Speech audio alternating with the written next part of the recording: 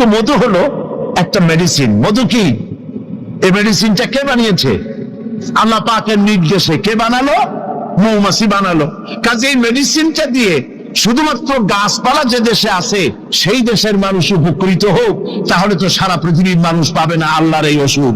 এই জন্য মৌমাছিকে বলা হচ্ছে পাহাড়ে বানাও। পাহাড় হয় মরুভূমির ভিতরে বেশি হয়, এই পাহাড়ের গায়ে গিয়ে চাক বানাও। ওয়ামিনা সাজারে, আর কাছে চাক বানাও। ওয়ামিম্মা ইয়ারিসুন, আর বিল্ডিং এর কার্নিশের তলায় গিয়ে চাক বানাও।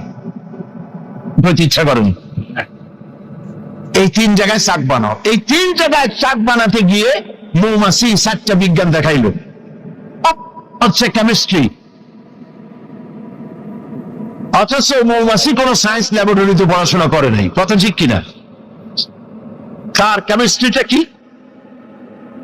কার্নিশের নিচে বিল্ডিং এর গায়ের সাথে লাগানো মৌচাক আপনারা দেখছেন কিনা কোন? এটা ঝুলে থাকে, ঝুলন্ত অবস্থায় থাকে। একটা পরিপক্ক ঝুলন্ত মৌচাকে কম করে হলেও সব থেকে বেশি যা শুনেছি আধা মণ থেকে 35 কেজি, 30-35 কেজি পর্যন্ত ওজন হয়, এত মধু থাকে। এখন এই মধুটা ঝুলে আছে। এটা ঝোলাবার জন্য তার কাছে কোনো সুপার গ্লু ছিল না, কোন আঠা ছিল না।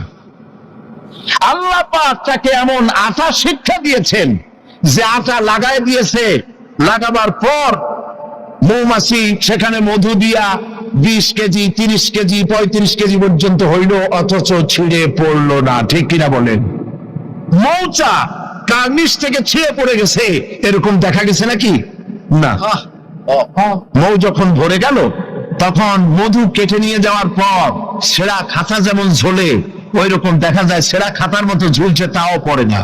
6 মাস 1 বছর পর্যন্ত লেগে থাকে। ছোট্ট মৌমাছিকে এই আঠা জাতীয় কেমিস্ট্রি কে শিখাইল? এই বিজ্ঞান কে তারে শিক্ষা দিলেন? সুবহানাল্লাহ। এরপরে দেখুন মৌমাছির দ্বিতীয় বিজ্ঞান, ইঞ্জিনিয়ারিং টেকনোলজি। মৌমাছি বাসা বানালো। সেই বাসা 6 কোণ বিশিষ্ট চেম্বার, এক একটা চেম্বার 6টা কোণ। লক্ষ্য করে দেখবেন সমান মাপের কোণ বিশিষ্ট চেম্বার তৈরি করলো চেম্বার। অথচ তার কাছে জ্যামিতি বক্স ছিল না, তার কাছে মেশিন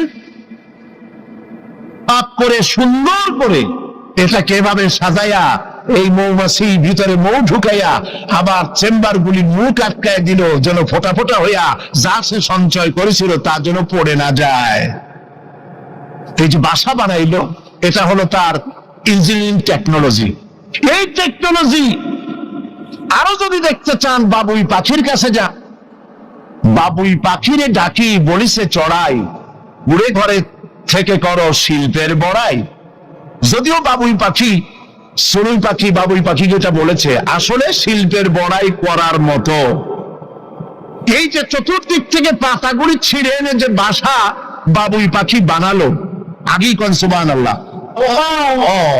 এই বাসা শুধু বাসা নয়, এর মধ্যে বেডরুম আছে, এর মধ্যে ডাইনিং রুম আছে, মাস্টার বেডরুম আছে, শুধু টয়লেট নাই। নিচ দিয়ে ঢুকবে, আবার ব্যাকডোর দিয়ে নিচের থেকে আক্রান্ত হলে ব্যাকডোর দিয়ে পালাবার ব্যবস্থাও আছে। এই বাসার ভেতরে কোন বিদ্যুৎ লাইন, পিডিপি বা আরইবি কেউ লাইন দেয় নাই। ফলে বেচারা অন্ধকারে তারা স্বামী স্ত্রী কনজুগাল লাইফ লিড করবে কি করে? সেজন্য ওর মাথার মধ্যে আল্লাহ এমন বুদ্ধি দিলেন, কিছু কাদা এনে বাসার ভেতরে কাদা লাগিয়ে জোনাকি পোকা 5-6টা ধরে এনে মাথা ভিতরে ঢুকায়া পাশা বাইর করে দিয়ে রেখেছে। অটোমেটিক 0 পাওয়ারের বাল্ব তৈরি হয়ে গেছে। ইঞ্জিনিয়ারিং টেকনোলজি আর কারে বলে?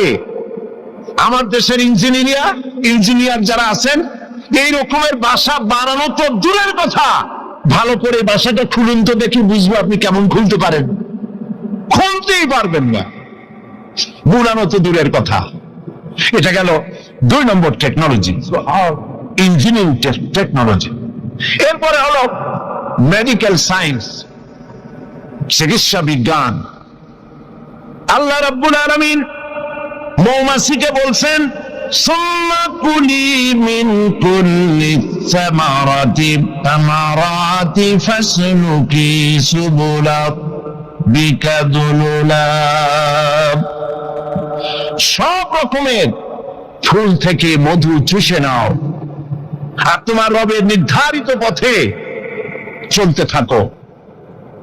সব রকমের ফুল থেকে মধু আহরণ করে মৌমাছি আহরণ করে এক জায়গায় রাখলো, পয়জন হলো না, এটা মানুষের জন্য সেবা হয়ে গেল। আর মধু কখনো নষ্ট হয় না, কখনো পচে না। মধু যদি পিওর থাকে, ওর ভিতরে যদি আপনি কিছু না মিশান, বছরের পর বছর মধুর প্রিয় থাকবে, নষ্ট হবে না। আলহামদুলিল্লাহ। ঔষধের পচন ক্রিয়া নষ্ট করার জন্য অ্যালকোহল ব্যবহার করা হয়। বিজ্ঞানীরা আবিষ্কার করেছেন অ্যালকোহলের কোনো প্রয়োজন নাই, বরং অ্যালকোহলের পরিবর্তে হালাল মধু ব্যবহার করলেই ঔষধের পচন ক্রিয়া নষ্ট হতে পারে। আল্লাহ পাক করেছেন ফিহে শিফাউল লিন্নাস, এর মধ্যে রয়েছে মানব গোষ্ঠীর জন্য সেবা, রোগের প্রতিষেধক। সুবহানাল্লাহ বিহামদিহি। এটা হলো মেডিকেল সায়েন্স। চতুর্দিক থেকে মধু সংগ্রহ করে একত্রিত করছে, পয়জন হচ্ছে না, এটা তার জন্য, মানুষের জন্য সেবা হয়ে যাচ্ছে। চতুর্থ নম্বরে মৌমাছির কাছে যে বিজ্ঞান শিখবেন সেটা হলো মেরিন বায়োলজি।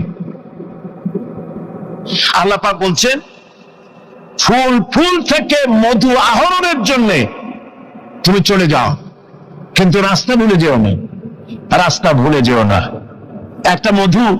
একটা মৌমাছি তার বাসা থেকে, এগুলো নিয়ে যারা রিসার্চ করেছেন, প্রাণীতত্ত্ববিদরা বলেছেন, মৌমাছি ফুল থেকে মধু গ্রহণ করার জন্য নিজের বাসা থেকে 10 মাইল পর্যন্ত দূরে চলে যায়।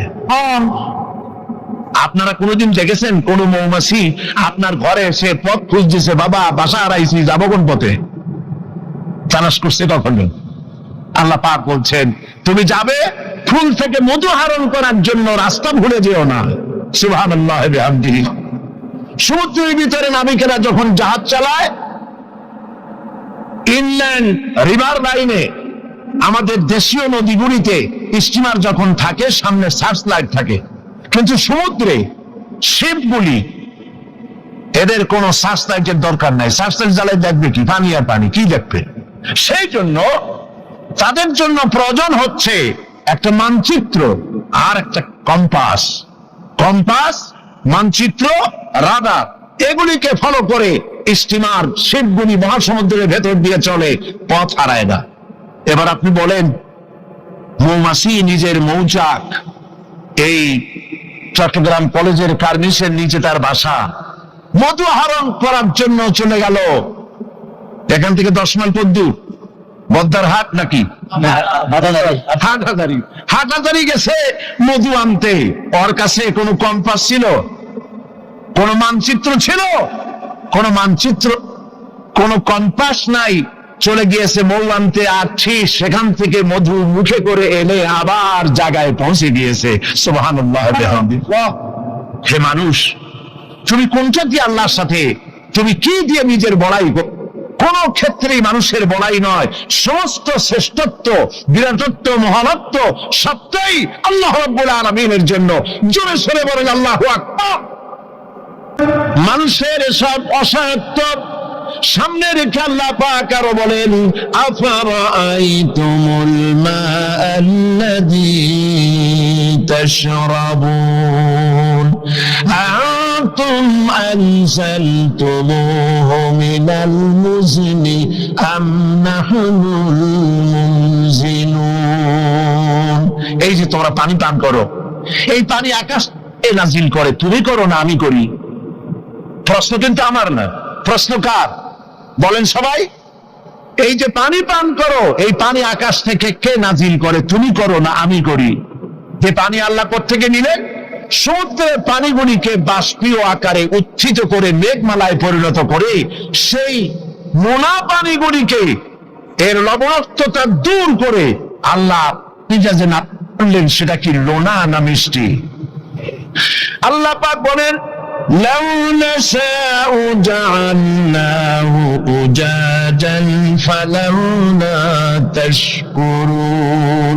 আমি ইচ্ছে করলে আকাশ থেকে পানিগুলি লবণাক্ত আকারে নাজিল করে দিতাম, বর্ষণ করে দিতে পারতাম। তা না করে আমি যে মিষ্টি পানি তোমাদের জেনে দিলাম, লবণাক্ততা দূর করে যে মিঠা পানি দিলাম, কেন তোমরা আল্লাহ রব্বুল আলামিনের শুকর আদায় করো না? আল্লাহ পাক ইচ্ছা করলে পানিকে সব শুকায় দিতে পারেন, পারেন না? আল্লাহ ইচ্ছা করলে পৃথিবীর সমস্ত পানিগুলিকে শুকায় দিতে পারেন। সেই পানি আবার কেনে দিতে পারেন আমাদের সামনে, আল্লাহ পাক পারেন। সুতরাং আল্লাহ পাক মানুষের অসহায়ত্ব দেখাচ্ছেন, তুমি আসলে অসহায়, যা কিছু পেয়েছো সব আমি তোমাকে দান করেছি। আল্লাহ পাক বলেন, লাউ নাশাউ জাআলনাহু উজাজান ফালাউলা তাশকুরুন। আমি ইচ্ছে করলে আকাশ থেকে পানিগুলি লবণাক্ত আকারে নাজিল করে দিতাম, বর্ষণ করে দিতে পারতাম। তা না করে আমি যে মিষ্টি পানি তোমাদের জেনে দিলাম, লবণাক্ততা দূর করে যে মিঠা পানি দিলাম, কেন তোমরা আল্লাহ রব্বুল আলামিনের শুকর আদায় করো না? এই জন্য ফাসাব্বিহ বিসমি রাব্বিকাল আযীম, ওই আল্লাহ পাকের বড়ত্ব, তার তাসবিহ তোমরা ঘোষণা করো। সবাই পড়েন সুবহানা রাব্বিয়াল আযীম। তুমি কত অসহায়, খুব মাতব্বরি করো, কিন্তু সমুদ্রে যাও তো। সমুদ্রে যখন মানুষ যায়, ওয়াইদা গাশিয়াহুম মাওজু কাযুলাল, যখন সমুদ্রের ভিতরে বিরাট তরঙ্গমালার ভিতরে মানুষ যখন পড়ে যায়, আল্লাহ পাক বলেন, দল্লা মান তাদউনা ইল্লা ইয়াহু, যখন সমুদ্রের ভিতরে তুফানে পড়ে যায়, তখন আল্লাহ ছাড়া সবাইকে তারা ভুলে যায়। শুধু তখন মনে পড়ে আল্লাহ আল্লাহ, আল্লাহ ছাড়া তখন আর কিছুই মনে থাকে না। অতএব তুমি নিজেকে যত বড় মনে করো, আসলে তুমি এত বড় নও।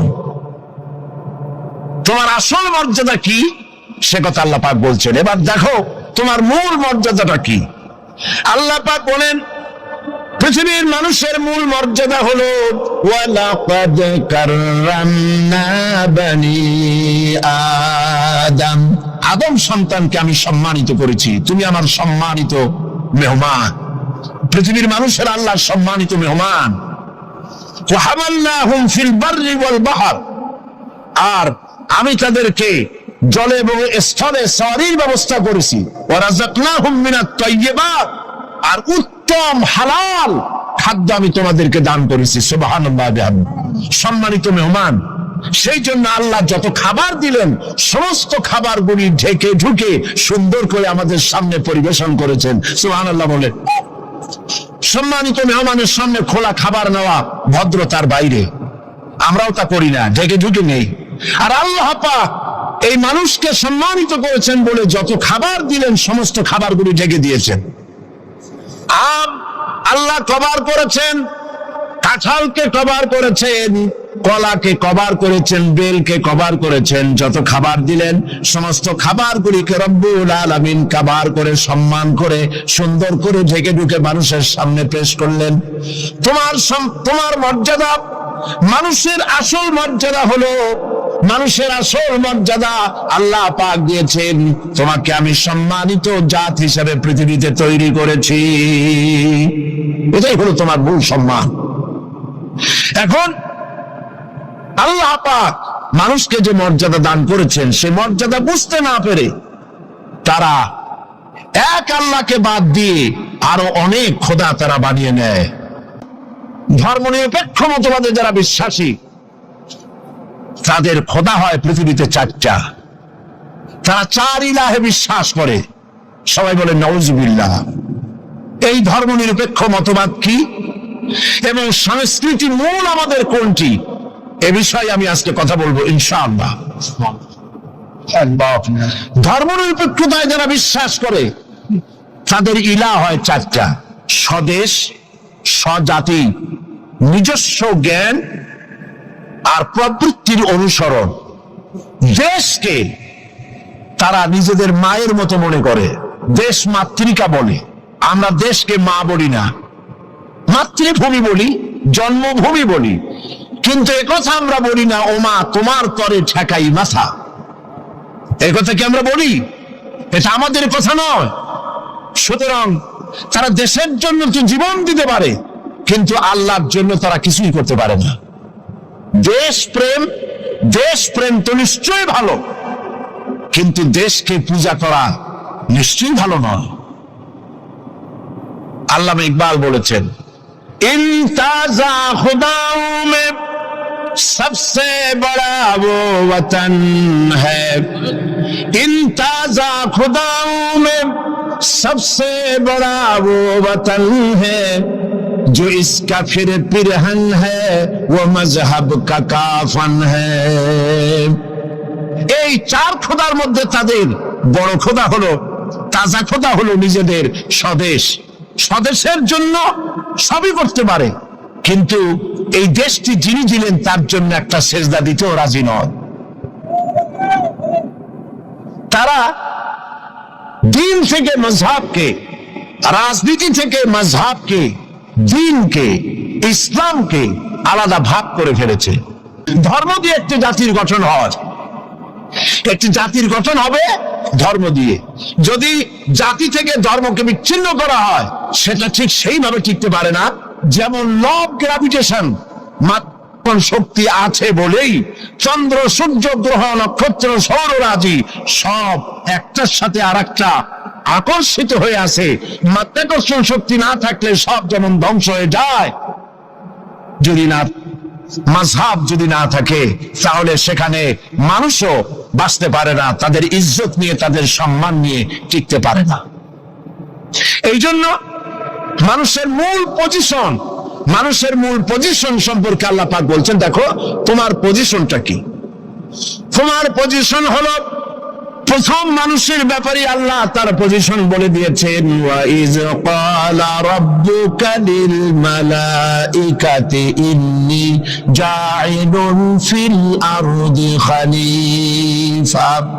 আমি খলিফা প্রেরণ করব, আমি প্রতিনিধি পাঠাবো। খলিফা বলতে আমাদের দেশে অনেক ক্ষেত্রে খলিফা মনে করে দর্জিকে, যারা জামা সেলাই করে। কোত্থেকে এই অর্থ আসলো আমি জানি না। তা আল্লাহ পাক কি দুনিয়ায় খলিফা দর্জি পাঠাবেন এই কথা কি বলেছেন নাকি? খলিফা হচ্ছে প্রতিনিধি, রিপ্রেজেন্টেটিভ। প্রতিনিধি তিনি প্রতিনিধিত্ব করবেন, মালিকানার দাবি করবেন না।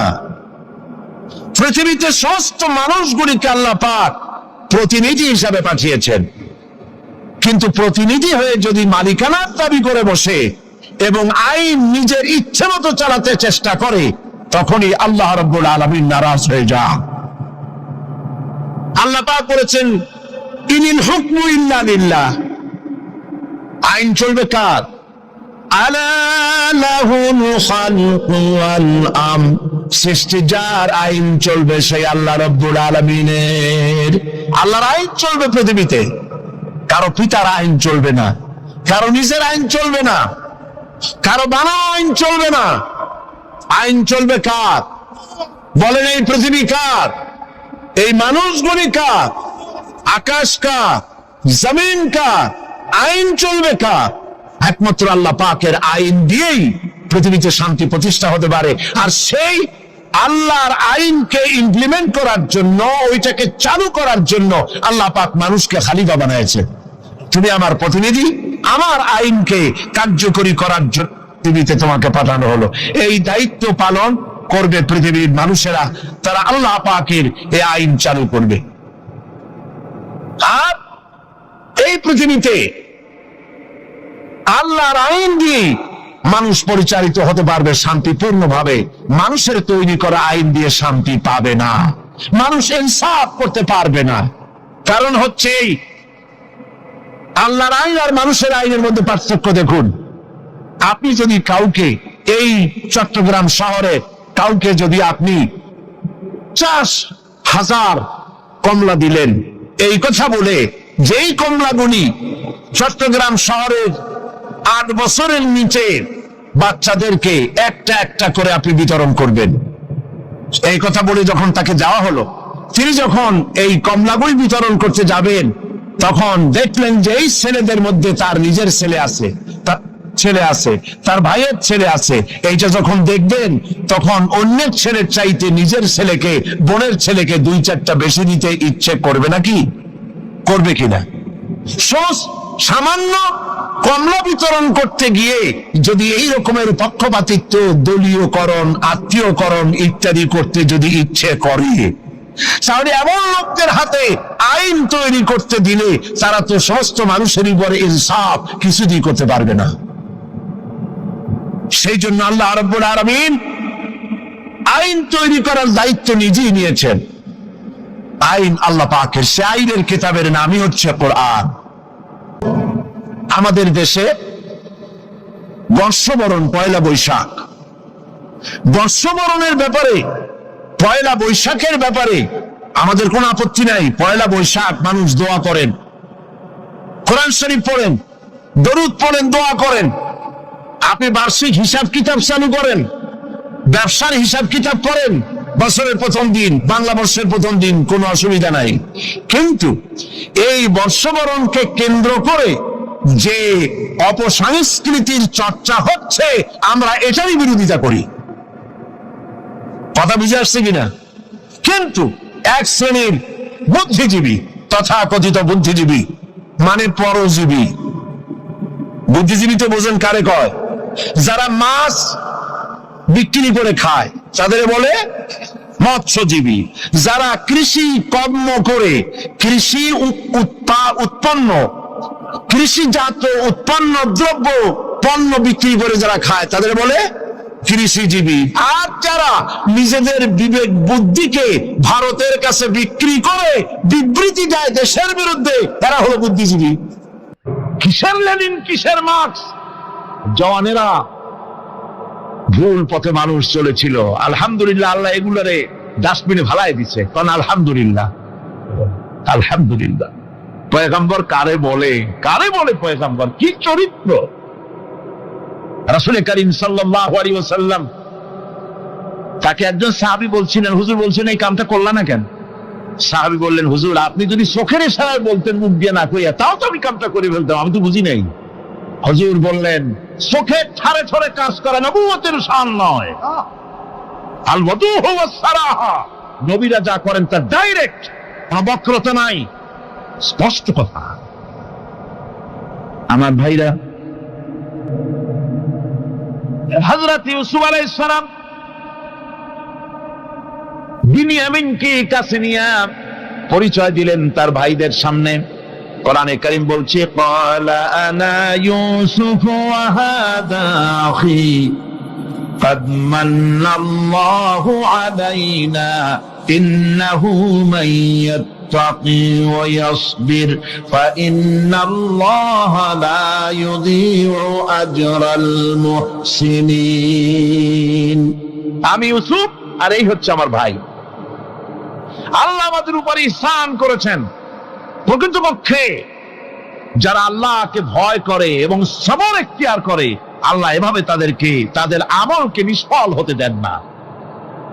আমার এই জামাটা নিয়ে যাও। হযরত ইয়াকুব আলাইহিস সালাম, কলিজার টুকরা সন্তান ইউসুফ আলাইহিস সালামের বিরহ যন্ত্রণায় ছেলেকে কতদিন দেখে না, কাঁদতে কাঁদতে চোখ দুটো অন্ধ হয়ে গেছে। মিশর থেকে কেনানের দিকে জামা রওনা হয়েছে। কোথায় মিশর, কোথায় কেনান? জামা যখন রওনা হয়ে গেছে, হযরত ইয়াকুব বলতেছেন, আমি যেন আমার ইউসুফের গন্ধ নাকে পেতেছি। জামা চলে এলো, চোখের উপরে রাখলেন, আল্লাহ রাব্বুল আলামিন তাকে চক্ষুষ্মান বানায়া দিলেন। ভাইরা আমার, পয়গম্বরেরা সবর করে গোটা দুনিয়ার মানুষের সামনে দৃষ্টান্ত সেট করেছেন সবর কারে কয়। আমার ভাইরা, হযরত ইব্রাহিম আলাইহিস সালামের কথা আল্লাহ পাক কোরআনে কারিমে বলছেন সবর কারে কয়। দেখো, শেখো সবর কারে কয়। আল্লাহ পাক বললেন, ইব্রাহিম তোমার বিবি আর তোমার নবজাতক এই সন্তানকে রেখে আসো মক্কা নগরীতে। তিনি চলে গেলেন, সেখানে ঘর নাই, বাড়ি নাই, কিচ্ছু নাই, চতুর্দিকে ধুধু বালু আর মরুভূমি। হযরতে হাজরা বলছেন, ইব্রাহিম সামান্য পানি আর খাবার দিয়া আমার সন্তান শুদ্ধ এখানে রেখে দিতেছো, আমি কি অপরাধ করেছি? কোনো জবাব নাই। দুইবার তিনবার বলার পরে হাজরা বলছেন, ইব্রাহিম গো, তবে কি আমার আল্লাহর হুকুম মতো আমারে রেখে যাচ্ছ নাকি? হযরত ইব্রাহিম আকাশের দিকে আঙ্গুল উঁচু করলেন। কথা বলবেন, বাক শক্তি বেরোচ্ছে না। 80 বছর বয়সের সময় একটা বাচ্চা আল্লাহ তারে দিচ্ছেন, আর এমন বাচ্চা পয়গম্বরের ছেলে, কি সুন্দর চেহারা, মরুভূমির উপরে ফালাই দিয়ে রওনা হয়ে যাচ্ছেন, মুখ দিয়া কথা সরছে না, আকাশের দিকে দেখালেন। হযরত হাজরা বুঝতে পারলেন। হযরত হাজরা বলেন, ইব্রাহিম কোনো চিন্তা নাই, নিশ্চিন্ত মনে বাড়ি ফিরে যাও।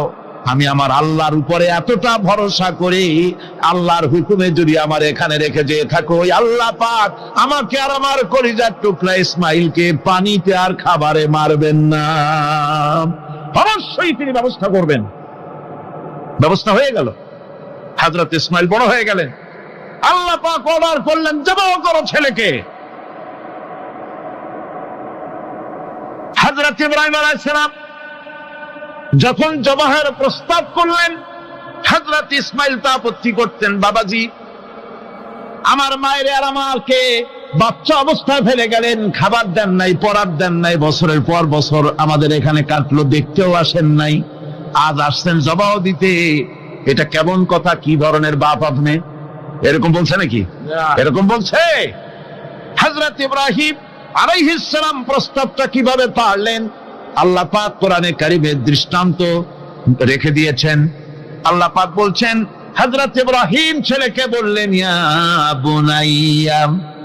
বুনাইয়া, হে আমার কলিজার টুকরা লাডলা, হে আমার কলিজার টুকরা সন্তান, ইন্নী আরা ফিল মানাম আন্নী আযবাহুক, আমি স্বপ্নে দেখছি আমি যেন তোমাকে জবাহ করতেছি। ফানজুর মাযা তারা, তোমার রায় কি বলো? আমি তো স্বপ্নে দেখছি যে আমি তোমার জবাহ করতেছি, এখন তোমার রায় কি, তোমার মত কি? হযরত ইসমাঈল আলাইহিস সালাম শুনিয়া দিলেন দৌড়, নাকি? না, হযরত ইসমাঈল আলাইহিস সালাম ধৈর্যের প্রতীক। তিনি কি কথা বললেন? তার মুখের কথা কোরআন শরীফে আল্লাহ পাক উঠায় দিলেন। হযরত ইসমাঈল বললেন, ইয়া আবাতি ফাআল মা তু'মারু সাতাজিদুনি ইনশাআল্লাহু মিনাস সাবিরিন, হে আমার পিতা, আপনি যে ব্যাপারে আদিষ্ট হয়েছেন আপনি তা পালন করুন, অবশ্যই আমাকে ধৈর্যধারীদের মধ্যে পাওয়া যাবেন। সুবহানাল্লাহ। এক বর্ণনা এসেছে, হযরত ইসমাঈল বললেন, আব্বাজান আমি ধৈর্যধারীদের ভিতরে আমারে পাবেন, তবে জবাহ করার আগে আমার হাত পাটা একটু বেঁধে নেন, কারণ জবাহের যন্ত্রণায় আপনার গায়ে যদি আমার হাত পা লেগে যায় তো বেয়াদবি হয়ে যেতে পারে। আর আমি মরে আমার জবাহ হয়ে যাওয়ার পর আমার রক্ত মাখা জামাটা নিয়া আমার মা হাজেরারে দিবেন, কারণ তাকে মা বলবার মতো আর তো কেউ নাই। হযরত ইব্রাহিম তাকে বাঁধবার জন্য প্রস্তুতি নিলেন। হযরত ইসমাঈল বলছেন, আব্বাজান বাঁধবেন না, বাঁধার প্রয়োজন নাই। বলে, কেন? একবার বাঁধতে বললে আবার তুমি নিষেধ করছো কেন? ছেলে বলছেন, আব্বাজান বাঁধবো না এই জন্যে, হয়তো কিয়ামতেই প্রশ্ন উঠতে পারে যে আল্লাহর হুকুমে রাজি ছিল না বলে হাত পা বাঁধা জবাহ করছে, আমি এই সুযোগ দিব না, আপনি জবাহ করেন, আমি এতটুকু নড়াচড়া করব না। ধৈর্যের চরম প্রতীক হযরতে ইসমাঈল আলাইহিস সালাম দেখাই দিয়েছেন ধৈর্য কারে কয়। আমার বন্ধুগণ, এই পৃথিবীর সবচাইতে ধৈর্যের বড় প্রতীক হতেছেন ইমামুল মুরসালিন, আশরাফুল আম্বিয়া, সাইয়্যিদুল মুরসালিন, জনাবে মুহাম্মাদুর রাসূলুল্লাহ সাল্লাল্লাহু আলাইহি ওয়াসাল্লাম। আমার বন্ধুগণ, সবচাইতে বড় ধৈর্যের প্রতীক তিনি। কাউকে একটা গালি দেন নাই জীবনে, কাউকে ঠাট্টা করেন নাই, কাউকে মারেন নাই, কারো মনে দুঃখ দেন নাই। তিনি দুঃখ পেয়েছেন, তিনি কাউকে দুঃখ দেন নাই। তিনি কষ্ট পেয়েছেন, কাউকে কষ্ট দেন নাই। আমার ভাইয়েরা, তায়েফের ময়দান আমার নিজের চোখে তায়েফে যেদিন আমি তায়েফ দেখলাম, আমি তায়েফে ঢুকেছি, জীবনে কোনোদিন যাই নাই। রমজান মোবারকে আমি সেখানে গেলাম, আমাকে বসার জন্য তারা নিয়ে যাবে। আমি বললাম আগে বসবো না, আমারে আগে নিয়ে যাও, আমার নবীকে কোন জায়গায় ওরা মেরেছিল সে জায়গাটা দেখাও। তায়েফের সেই গলিতে যখন আমি গিয়েছি, দুই দিকে পাহাড় দাঁড়ানো, তায়েফের লোক আমার সাথে ছিল, তারা বলল এই জায়গাটা প্রথম যেখানে চতুর্দিক থেকে নবীজিকে পাথর মারছিল আর আল্লাহর নবী বেহুশ হয়ে পড়ে গিয়েছিলেন। 3টা দিন না খাওয়া, হযরতে খাদিজা নাই, আবু তালিব নাই, মক্কায় জায়গা নাই পা রাখার। নবীজি 3টা দিন ঘুরলেন। নেতারা বলল তুমি যদি নবী হবে তো এতিম হলে কেন? আল্লাহ নবী বানাবার জন্য কি একটা ধনী মানুষ পায় না? তোমার মতো এতিম আর গরিবের নবী বানাইলো কেন? আল্লাহ নবী 3 দিন পর যখন দেখলেন কেউ দাওয়াত শোনে না, কেউ মানে না, কেউ গ্রহণ করে না, তখন তিনি নেতাদের অনুরোধ করলেন ঠিক আছে দাওয়াত তো কবুল করলে না, তবে একটা কাজ করো, অন্তত আমি যে তায়েফে আসছিলাম এই খবরটা মক্কায় দিও না, ওরা আরো অত্যাচার বাড়ায় দেবে। এই কাফিরগুলি খবর তো মক্কায় পাঠালো আর সমস্ত যুবকদেরকে লেলিয়ে দিল। যুবকেরা চতুর্দিকে দাঁড়াইছে, রাসূলকে পাথর মারা শুরু করে দিল। আমি যখন রেল লাইনের থেকে হাঁটি, যখন রেল লাইন কোনো সময় দেখি, রেলের পাথরগুলি, রেল লাইনের পাথরগুলি দেখলে আমার মাথায় যেন কেন তায়েফের কথা মনে এসে যায়। আরে মানুষের গায়ে পাথর মারলে কি অবস্থার সৃষ্টি হয়? পাথর নূরের শরীর, রহমতের শরীর, কিটি কিটি রক্ত ঝরছে।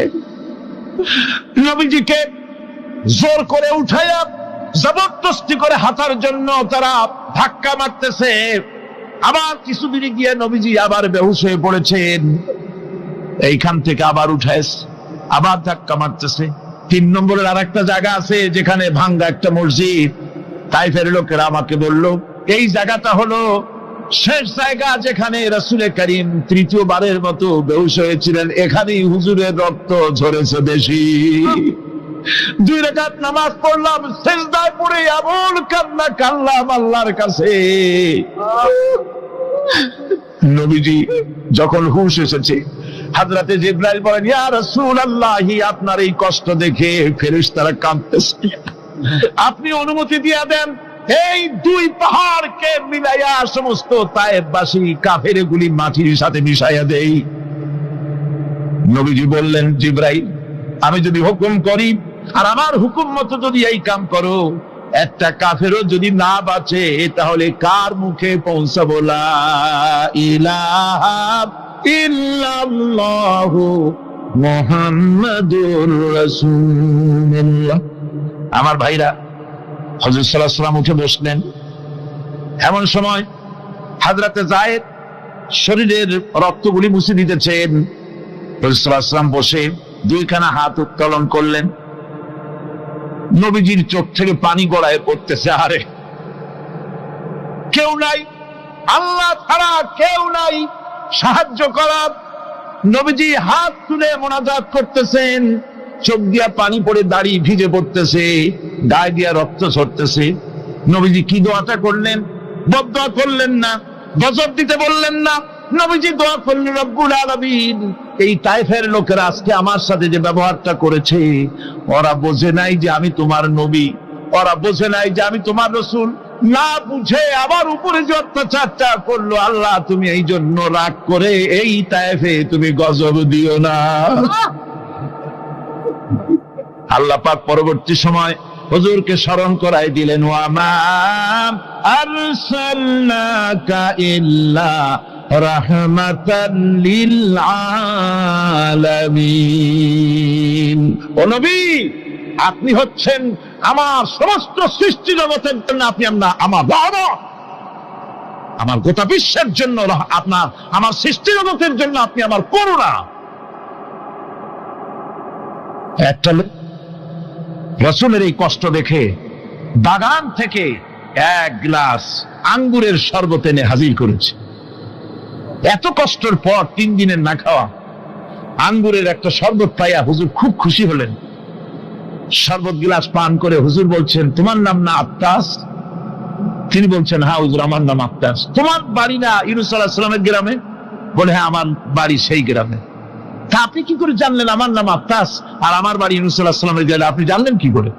হুজুর বললেন, আমি নবী, হযরত ইউনূস নবী, একজন নবীর খবর আর একজন নবীর কাছে থাকে।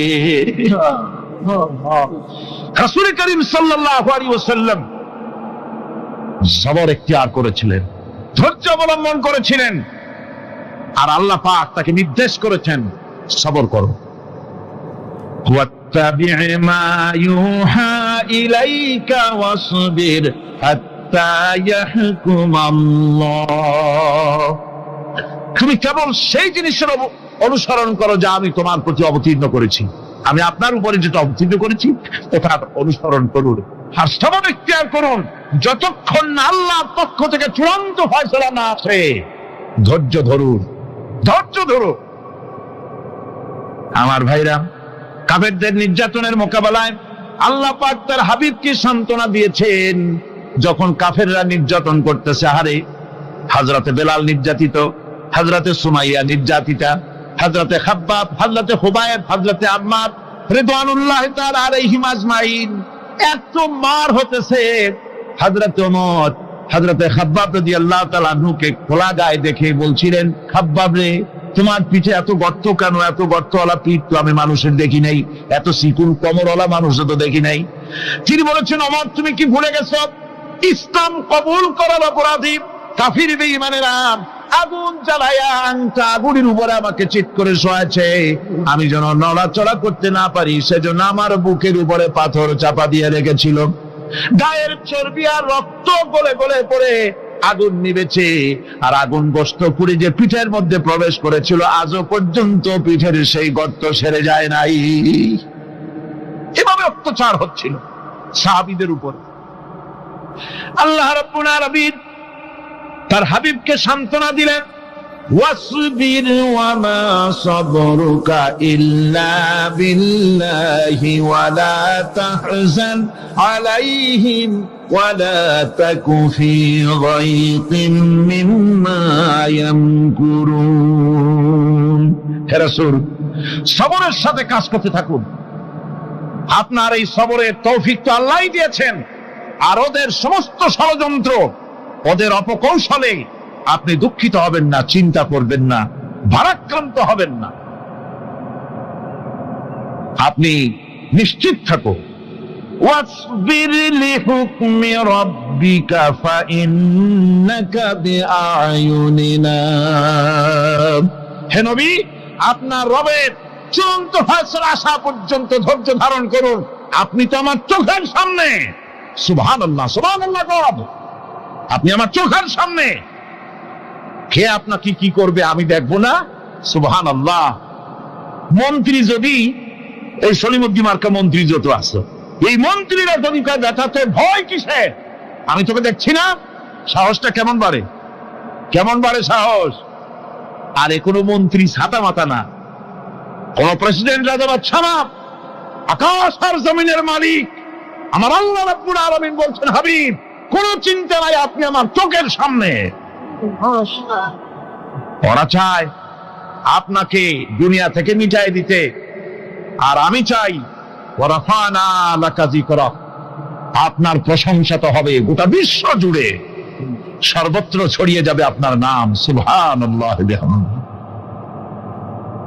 আল্লাহ পাক অন্যত্র বলেছেন, وَلَقَدْ كُذِّبَتْ رُسُلٌ مِّن قَبْلِكَ فَصَبَرُوا عَلَى مَا كُذِّبُوا وَأُوذُوا حَتَّى أَتَاهُمْ نَصْرُنَا।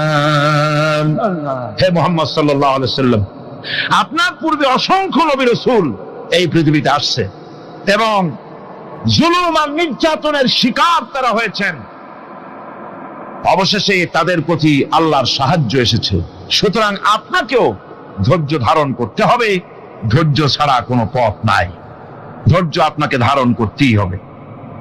আর এই ধৈর্য ধারণ করলে পরে আল্লাহর চূড়ান্ত ফয়সালা আসবে, তখন আল্লাহ পাক মেহেরবানি করবেন। আমার ভাইরা, এই ধৈর্য পৃথিবীর সমস্ত পয়গম্বরেরা ধৈর্য অবলম্বন করেছেন, কখনো অধৈর্য হন নাই। দিন কায়েমের সংগ্রামে নবী রাসূলগণ দারুণ ভাবে সবর ইখতিয়ার করেছেন। বৃদ্ধবাদীদের সকল রকমের নির্যাতন, অপকৌশল, ষড়যন্ত্র, এই সব কিছু মোকাবেলা করেছেন ধৈর্যের নীতি অবলম্বন করি। কখনো ধৈর্যচ্যুতি তাদের মধ্যে ঘটেনি, বরং আল্লাহ রাব্বুল আলামিন তাদের প্রতি সন্তুষ্ট হয়েছেন। যারা এই ধৈর্য ধরেছে তাদের উপরে সন্তুষ্ট হয়ে আল্লাহ রাব্বুল আলামিন বলেছেন, ওয়া কাআইয়্যিম মিন নাবিয়্যিন কাতালা মাআহু রিব্বিয়ুন কাসীর। এর আগে অনেক নবী এসেছিলেন যাদের সাথে বহু আল্লাহওয়ালা লোক লড়াই করেছেন। ফামা ওয়াহানু লিমা আসাবাহুম ফি সাবিলিল্লাহি ওয়া মা যাফু ওয়া মাস্তাকানু।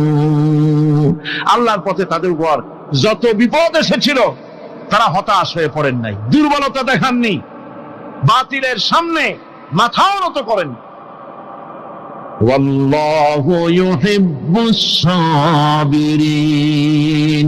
আর আল্লাহ পাক ধৈর্যশীল যারা, তাদেরকে আল্লাহ পাক ভালোবাসেন। আমার ভাইরা, ধৈর্যের পরিচয় রাসূল করিম সাল্লাল্লাহু আলাইহি ওয়াসাল্লাম উহুদের ময়দানে যখন আক্রান্ত হয়ে গেলেন, চতুর্দিকে কাফেররা ঘিরে ধরেছে, বাঁচার কোনো পথ নাই। সাহাবায়ে কেরাম রাসূলকে পাহারা দিলেন। যারা রাসূলকে পাহারা দিতে দাঁড়াইছেন, জীবন দিয়া পাহারা দিতে দাঁড়ায় গেছে, রাসূলের দিকে মুখ দিয়া, পিঠটা বাইরের দিকে দিয়ে রাসূলকে পাহারা দেওয়া শুরু করেছেন। হুজুরকে পাহারা দিতে যারা দাঁড়িয়েছিলেন, কাফের কর্তৃক নিক্ষিপ্ত কি তীরগুলি এসে যখন বিঁধতেছিল, শুধু একজন সাহাবী হযরত তালহার পিঠের ভিতরে রাসূলকে হেফাজতের জন্য 80টা তীর একজনের পিঠের মধ্যে দিয়ে ঢুকেছে। এক অসতর্ক মুহূর্তে নবীজির ডান্ডা মোবারক শহীদ হয়ে গেল, শিরস্ত্রাণ ভেঙে গেল, লোহার কড়া প্রবিষ্ট হয়ে গেল কপালের ভিতরে। হুজুর মাথা ঘুরে পড়ে গেলেন। হযরত আবু উবাইদা রাদিয়াল্লাহু তাআলা আনহু হুজুরের মস্তক মোবারককে কোলে করে নিয়ে, তারপরে বহু কষ্ট করে মাথা থেকে লোহার কড়া বের করলেন। এবার ওই কড়ার ছিদ্র দিয়ে রক্ত আসতেছে, মুখ দিয়ে রক্ত পড়তেছে, দাড়ি ভিজে যাচ্ছে।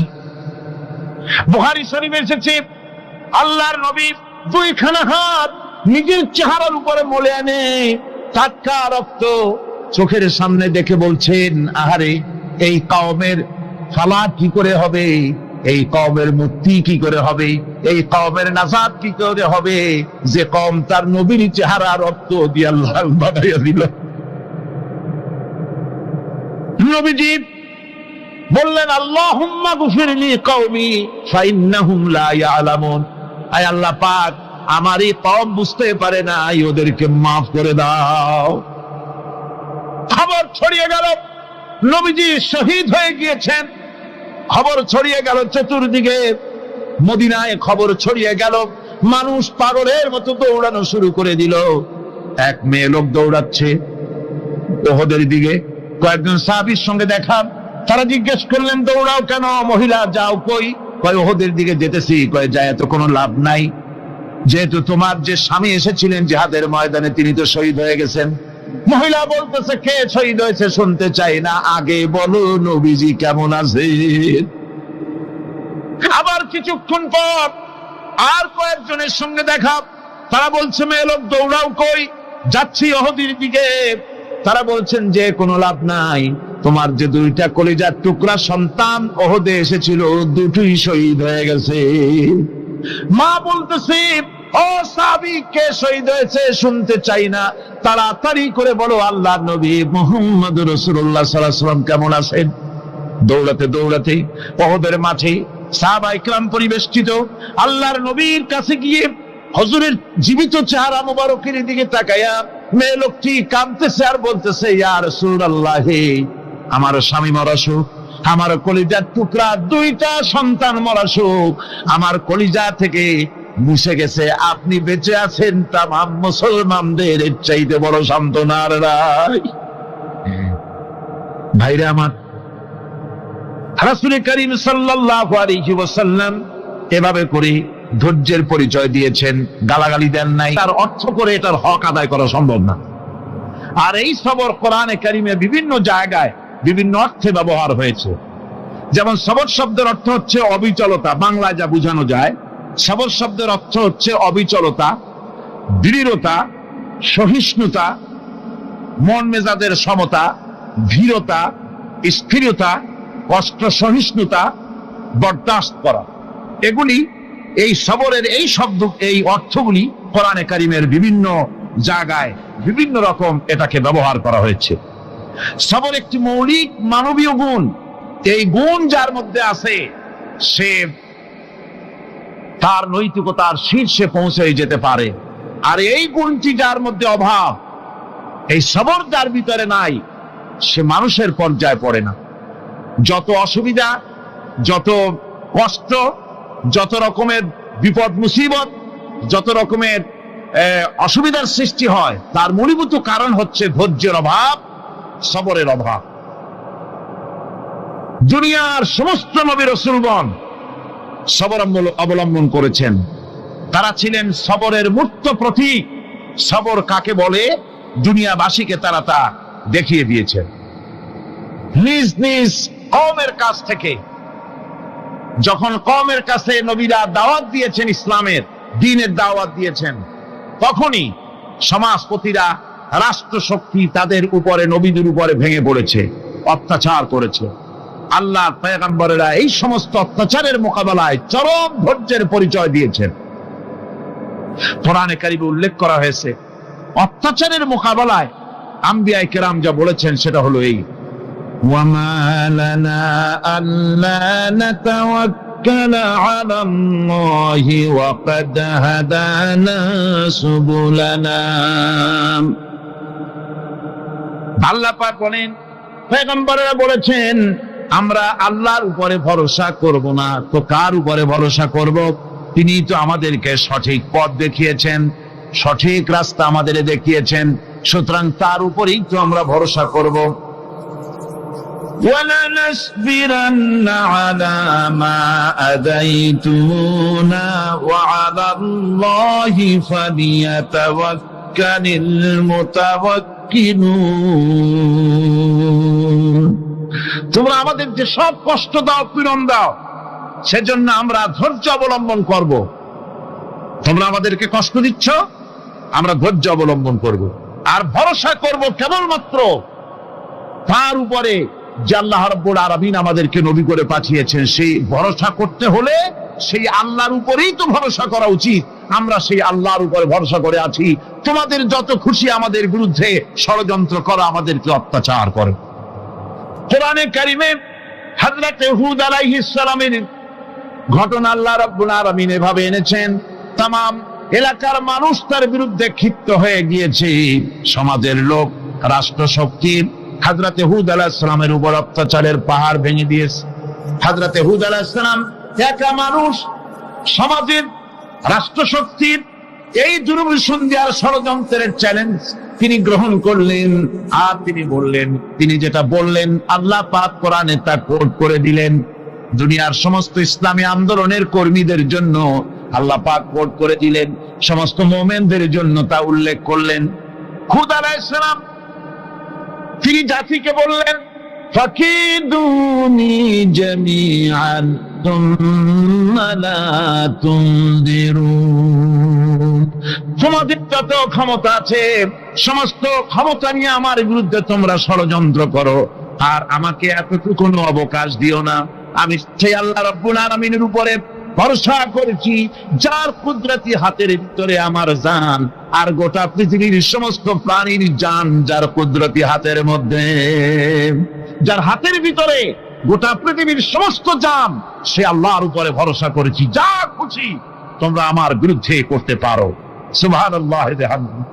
এটার নাম হলো ঈমান, এটার নাম সবর, এটার নাম ধৈর্য। এই ধৈর্য আসে ঈমানে কামেল হলে পরে এবং আল্লাহর উপরে পরিপূর্ণ বিশ্বাস হলে পরে। যদি কারো দিনের মধ্যে কথা বিশ্বাস থাকে যে আমার জন্য আল্লাহর পক্ষ থেকে যদি কোনো বুলেট নির্ধারণ করা থাকে, গোটা বিশ্ব যদি আমাকে পাহারা লাগায়, ওই বুলেট থেকে আমাকে বাঁচাইতে পারবে না। আর আমার জন্য যদি একটা বুলেট আল্লাহ কর্তৃক নির্ধারিত থাকে, তাহলে গোটা পৃথিবীর মানুষ চেষ্টা করেও সেই বুলেট থেকে আমাকে রক্ষা করতে পারবে না। এটার নাম হচ্ছে ঈমান। এই ঈমান যখন মানুষের মধ্যে সৃষ্টি হয়ে যায়, তখন সে বিপ্লবী শক্তিতে পরিণত হয়ে যায়। তার কাছে ভয় বলে কোনো জিনিস থাকে না, যেহেতু সে তো ভরসা করেছে এমন শক্তির কাছে যার চাইতে প্রচন্ড ক্ষমতা আকাশেও কারো নাই, জমিনেও। তিনি কে?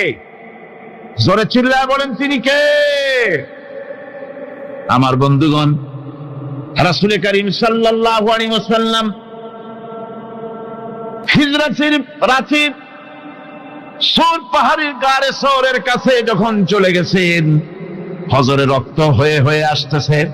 হযরতে আবু বকর রাদিয়াল্লাহু তাআলা আনহু বলছেন, হে আল্লাহর রাসূল, এখন আর অগ্রসর হওয়া ঠিক হবে না, বেলা উঠে গেলে ধরা পড়ে যাব। এখানে গুহা আছে, ভিতরে প্রবেশ করি।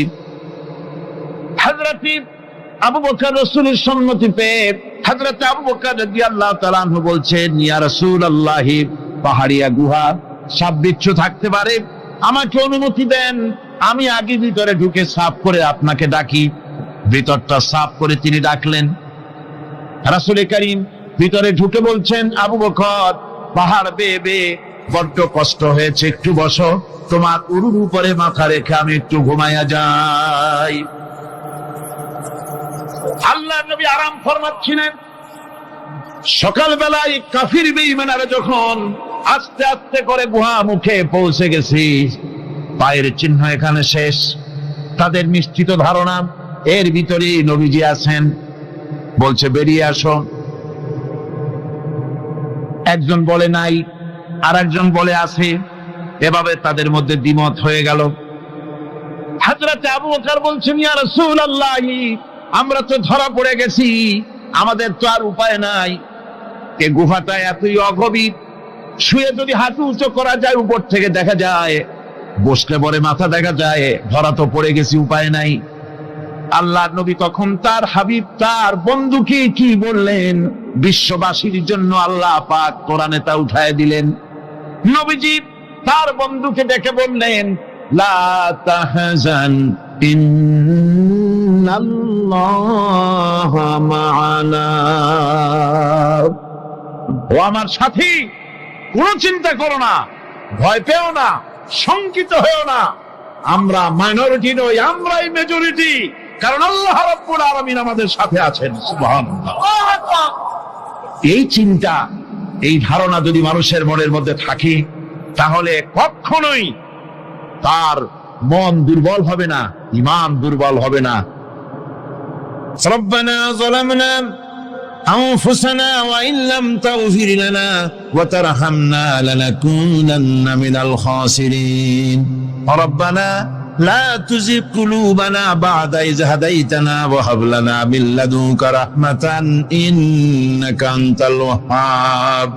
আয় আল্লাহ তাআলা, আল্লাহ পাক বলেন, জেনে রাখো, দুঃখ এবং কষ্টের সাথে রয়েছে সুযোগ আর সুবিধা, আর অসচ্ছলতার সাথে রয়েছে উদার সচ্ছলতা। জোরে কোন সুবহানাল্লাহ।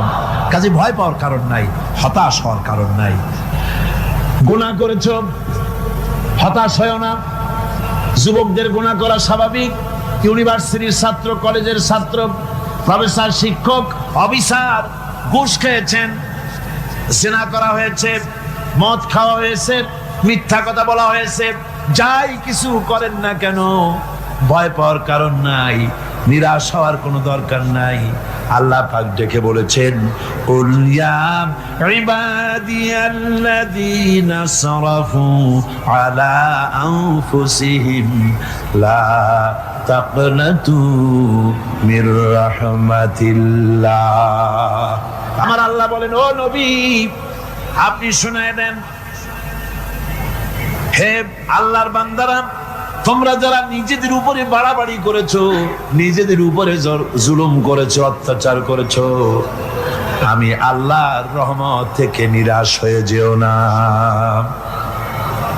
মানুষ যদি অপরাধ করে, বাপের সাথে অপরাধ করেছে, মায়ের সাথে অপরাধ করেছে, মা বাবা সন্তানের চাইতে এত বড় কল্যাণকামী তো আর কেউ নাই, কিন্তু মা বাবা কোনোদিন বলে না আয় আমার ছেলে তোরে মাফ করে দেই, এরকম বলে নাকি? মন চায় ছেলে যদি মাপ চাইতো, খুশি হয়ে মাফ করে দিতাম, কিন্তু কেন যে আসে না, ডাকে না যে আয় মাফ করে দেই। মা বাপ আপনাকে এত ভালোবাসে, সেই মা বাপও আপনাকে বলে না যে আয় মাফ করে দেই। আমার আল্লাহ হচ্ছেন এমন আল্লাহ, আল্লাহ রাব্বুল আলামিন ডাকেন, এ বান্দা খুন করেছিস ফিরে আয়, জিনা করেছিস ফিরে আয়, হত্যা করেছিস ফিরে আয়, চুরি করেছিস ফিরে আয়, কুফরি করেছিস ফিরে আয়, সুদ খেয়েছিস, ঘুষ খেয়েছিস, মদ খেয়েছিস ফিরে আয়, এসে আমার দরবারে চোখের পানি ফেল, আমার দরবারে কাঁদাকাটি কর। ইন্নাল্লাহা ইয়াগফিরুয যুনুবা জামিআ ইন্নাহু হুয়াল গফুরুর রহিম। আমার দরবারে চোখের পানি ফেলে কান, আমি রব্বুল আলামিন জিন্দেগীর গুনাহ মাফ করে দেব। সুবহানাল্লাহ কর, সুবহানাল্লাহ কর। আমার কাছে কান, চোখের পানি ফেল। আল্লাহ রাব্বুল আলামিনের কাছে বান্দার দুইটা ফোঁটা বেশি প্রিয়।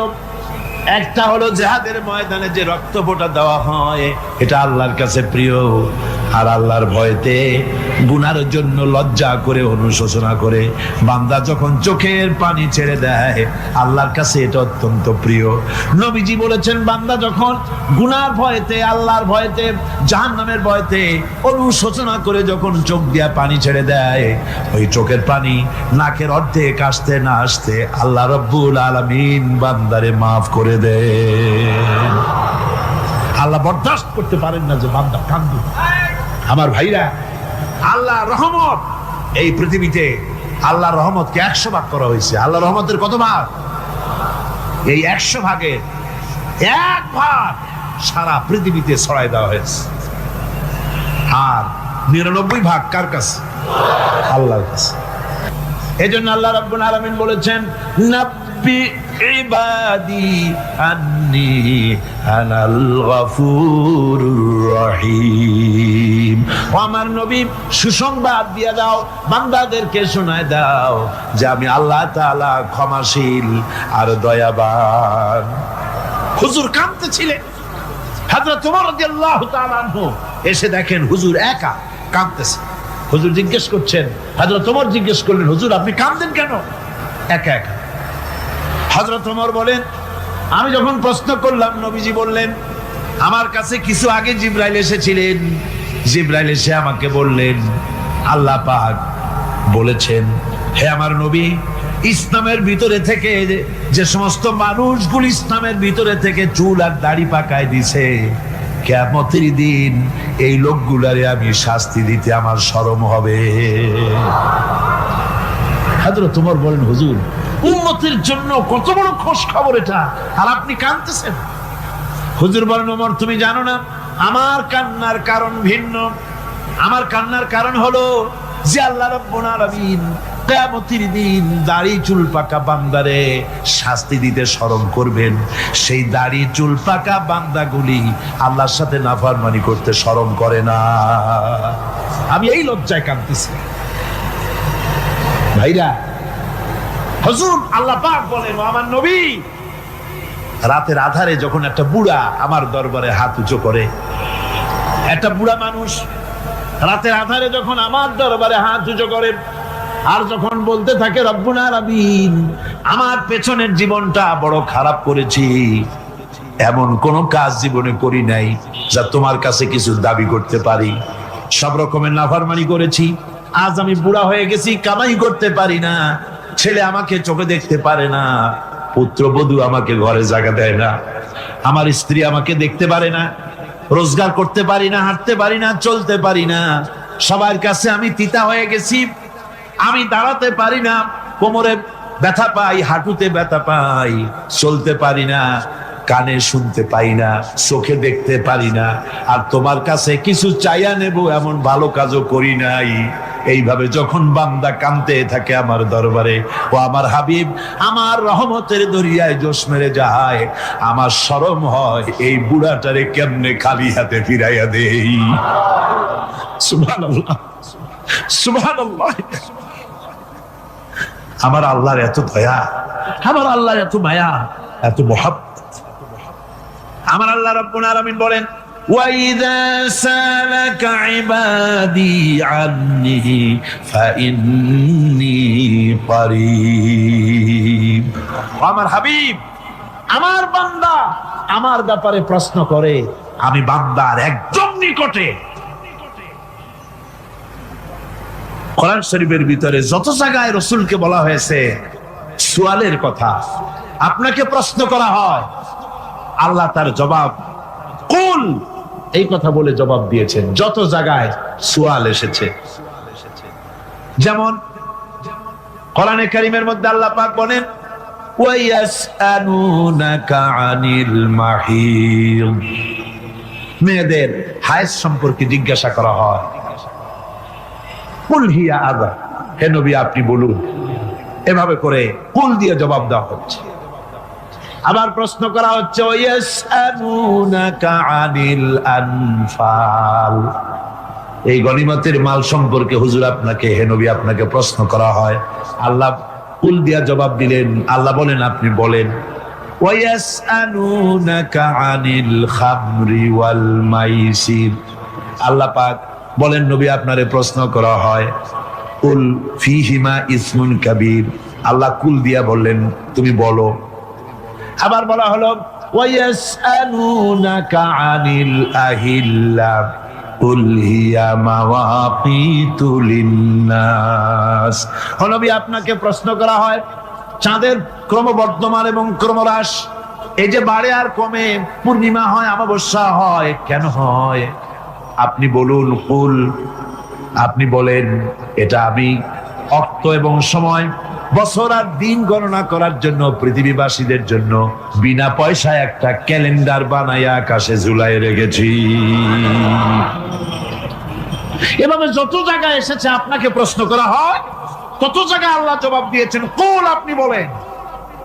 গোটা কোরআন শরীফের ভিতরে এই একটি মাত্র জায়গা যেখানে বলা হয়েছে আপনাকে প্রশ্ন করা হয়, আল্লাহ এখানে বলতে পারতেন কুল আপনি বলেন, আল্লাহ তোমাদের নিকটবর্তী, এভাবে জবাব হয় না।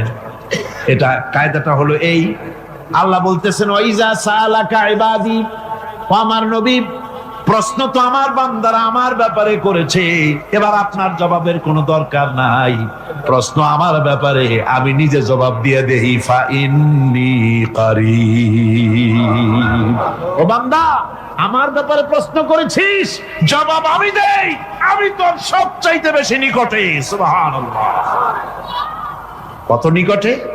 ওয়ালাহানু আকরাবু ইলাইহি মিন হাবলিল ওয়ারিদ, তোর যে রব এই শাহরগের চাইতেও আমি তোর বেশি কাছে। সুবহানাল্লাহ, আমারে ডাক, আমারে ডাক, কলিজা দিয়া ডাক, অন্তর দিয়ে ডাক। মনের থেকে মানুষ যদি ডাকে, মুখের ডাক আর মনের ডাক এক জিনিস নয়। দিল সে জুবান সে নিকলতি হ্যায়, असर रखती है पर नहीं मगर ताकते परवाज रखती है। দিল থেকে যে কথা বেরোয় তা প্রভাব বিস্তার করে, ডানা নাই কিন্তু ওড়ার ক্ষমতা রাখে।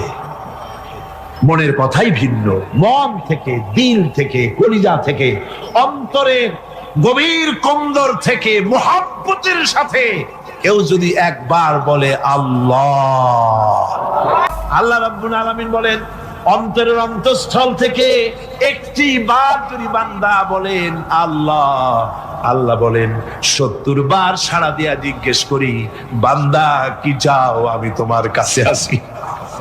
সুবহানাল্লাহ, আমি তোর একদম কাছে, কি চাস বল, বল আমার কাছে। এমন দয়াবান, এমন মেহেরবান, এমন আল্লাহ আমাদের। সে আল্লাহ রাব্বুল আলামিন তিনি বলছেন وَقَالَ رَبُّكُمْ ادْعُونِي أَسْتَجِبْ لَكُمْ, তোমাদের রব বলেছেন আমারে ডাকো, আমি আল্লাহ ডাকের সাড়া দিয়া দেব। সুবহানাল্লাহ। কারে ডাকতে হবে? কারে ডাকতে হবে? এই বিশাল জনসমুদ্র একটুকু চিল্লা এখন কারে ডাকতে হবে? কোন পীর সাহেবকে নয়, আল্লাহর কসম কোন খাজা বাবাকে নয়, ডাকতে হবে কারে? চিল্লা এখন কারে? ওয়াকালা রাব্বুকুম উদউনি, তোমার রব তোমাকে বলতেছে আমারে ডাকো, আস্তাজিব লাকুম, আমারে ডাকবে আমি সাড়া দিয়ে দেব। সুবহানাল্লাহ। আল্লাহকে ডাকেন, কি চাই আপনার বলেন, কি চাই? আল্লাহর কাছে চান, আল্লাহ দিয়ে দিবে। দেওয়ার জায়গা আল্লাহর কাছে চাইবেন, আল্লাহ দিবেন। দেওয়ার জায়গা, চাওয়ার জায়গা হলো সেজদায় পড়ে যাবেন। আমার ভাইয়েরা, জায়গাটা চিনায় দিলাম। মাজারে যাওয়া লাগবে না, কবরে যাওয়া লাগবে না। 2 রাকাত নামাজ পড়ে সেজদায় পড়ে গিয়া যত বিপদ আছে, মুসিবত আছে, সেজদার মধ্যে চোখের পানি ছেড়ে দেন আর কেন্দে কেন্দে জীবনের কথা বলেন। আল্লাহ রাব্বুল আলামিন আপনার আওয়াজ শুনবেন আর দোয়া কবুল করে নিবেন। কাঁদতে হবে আল্লাহর কাছে। কার কাছে? আল্লাহর প্রতি। আপনি পূর্ব পশ্চিমে কতবার মুখ ঘোরালেন, এটাই কিন্তু আপনার আসল সৎ কাজ নয়। আসল সৎ কাজ হলো আল্লাহর প্রতি ঈমান আনা। এই ঈমানের ব্যাপারে 3টা দিন আমরা পার করে দিলাম, এখনো কথা শেষ হয় নাই। আল্লাহর প্রতি ঈমান আনলে পরে যে উপকারটা হবে 5ম নম্বরে, সেটা হলো কঠোর এবং কঠিন বিপদের ভিতরে বান্দার ভিতরে অবিচলতা এবং ধৈর্যের সৃষ্টি হয়ে যাবে। আলহামদুলিল্লাহ। কঠিন বিপদ মুসিবত আসলে পরে সে অবিচল থাকবে। সারা দুনিয়ার বিপদ আপদ, শত্রুতা, দুঃখ, কষ্ট, মুসিবত, জুলুম, নির্যাতন সবকিছু পাহাড়ের মতো উঁচু হয়ে তাকে ঘিরে ফেলবে, কিন্তু তাকে এক চুলও নাড়াতে পারবে না। কবি বলতেছেন সাথে জাকা রহা হ্যায় আসল সে তা ইমরোজ, সাথে জাকা রহা হ্যায় আসল সে তা ইমরোজ, চরাগে মুস্তফাবি সে শরারে বুলাবিস। সে আবহমান কাল থেকে শুরু করে মুস্তাফা সাল্লাল্লাহু আলাইহি ওয়াসাল্লামের দীপ শিখার সাথে আবু জেহেল, আবু লাহাবের অগ্নিস্ফুলিঙ্গের টক্কর লেগেই আছে। রাসূলুল্লাহর আল্লাহর দেওয়া এই বিধান, এই দ্বীনের বাতিটা টিম টিম করে জ্বলেছে। আর গর্কি, টর্নেডো, হাজার হাজার মাইল বেগে হেরিকেন এসেছে, গর্কি এসেছে, টর্নেডো এসেছে, টাইফুন এসেছে, কিন্তু এই আলো নিবাইতে পারে নাই। সুবহানাল্লাহ। এই আলো নিবাতে পারে নাই। এই শত্রুতা চিরকালের, নিবাতে পারবে না। কারণ হচ্ছে আল্লাহ রাব্বুল আলামিন বলেছেন ইউরিদুনা লিইউতফিউ নূরাল্লাহি বিআফওয়াহিহিম ওয়াল্লাহু মুতিম্মু নূরিহি ওয়ালাউ কারিহাল কাফিরুন। ওরা চায় মুখের ফু দিয়ে আমার আলোকে নিভিয়ে দেবে, কিন্তু আমি আমার আলোকে পূর্ণতা দান করব। তাতে কাফের বেঈমানদের কলজায় যত জ্বালা যন্ত্রণা হোক, আমার দ্বীন কেউ মিটাই দিতে পারবে না। সুবহানাল্লাহ। সুতরাং বিপদে অবিচলতা আসবে, সে অটল হবে, মজবুত হবে। কোরআনে কারীম বলতেছে ওয়া কাযালিকা জাআলনা লিকুল্লি নাবিয়্যিন আদুওয়াম মিনাল মুজরিমিন। এই পৃথিবীতে এমনি করে আমি সকল নবীদের শত্রু বানিয়েছি, সব পাপিষ্ঠ অপরাধীদেরকে। নবীদের সাথে বিরোধিতা করেছে কারা? পাপিষ্ঠরা, অপরাধীরা। মানুষ অত্যাচারিত হয়েছে, সাহাবায়ে কেরাম অত্যাচারিত হয়েছেন। বুখারী শরীফের হাদিসে এসেছে রাসূল করিম সাল্লাল্লাহু আলাইহি ওয়াসাল্লামের কাছে হযরতে খাব্বাব গিয়ে উপস্থিত হয়েছিলেন। হযরতে খাব্বাব বলেন, হাদিসটা এভাবে লেখা হয়েছে বুখারীতে, ওয়ান খাব্বাব বিন আরিদ রাদিয়াল্লাহু তাআলা আনহু قال شكونا إلى رسول الله صلى الله عليه وسلم وهو متوسد بردة له في ظل الكعبة। রাসূলুল্লাহর কাছে গেলাম, কাবা শরীফের কাছে গিয়ে দেখি নবীজি একটা চাদর গায়ে দিয়ে তিনি আরাম ফরমাচ্ছিলেন কাবা শরীফের ছায়ায়। সেখানে গিয়ে বললাম, আলা তাস্তানসিরু লানা আলা তাদউ লানা ইয়া রাসূলুল্লাহ, হে আল্লাহর রাসূল, আপনি কি আমাদের জন্য আল্লাহর কাছে দোয়া চাইবেন না? আপনি কি আল্লাহর কাছে আমাদের জন্য সাহায্য চাইবেন না? আমাদের লোকগুলিকে, মুসলমানগুলিকে মারতে মারতে তো শেষ করে ফেলে দিল।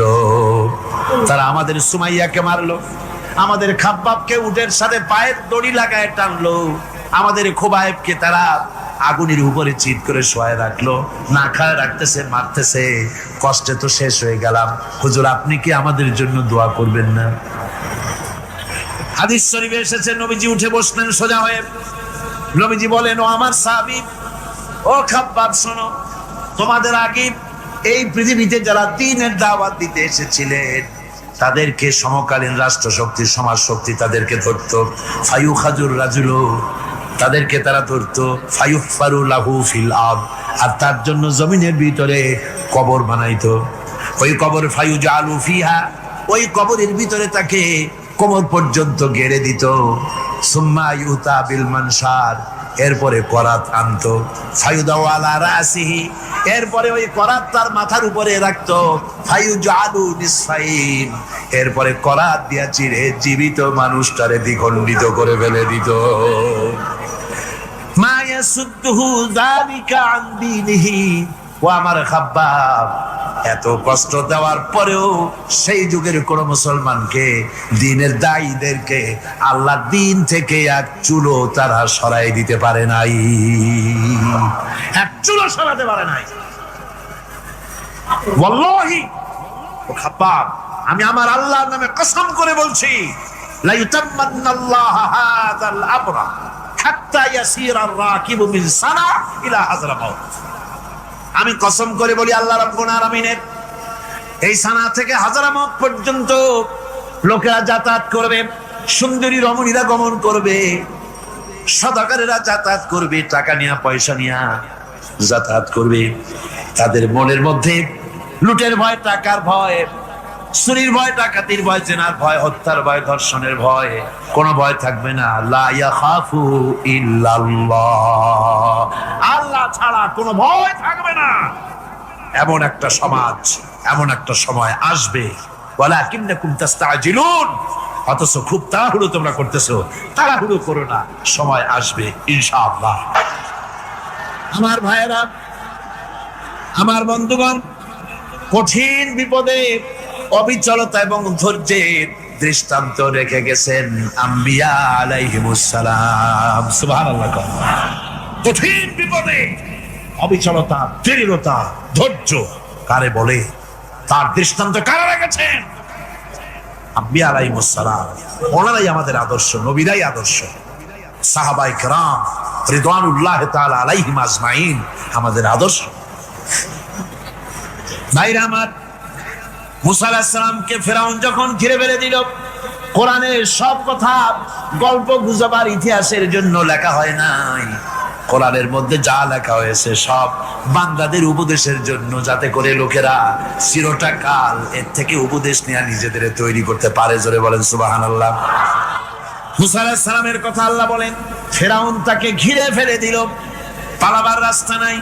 ফালাম্মা ترى الجمعان قال أصحاب موسى إنا لمدركون। মুসা আলাইহিস সালামের উম্মতরা বললেন, হে মুসা, পাকড়া হয়ে গেছি, পালাবার রাস্তা নাই। তিন দিক থেকে আমাদেরকে ঘেরাও করেছে ফেরাউনের শক্তি। সামনে কি? দরিয়া, আর তিন দিকে কি? ঘেরাও আন্দোলন।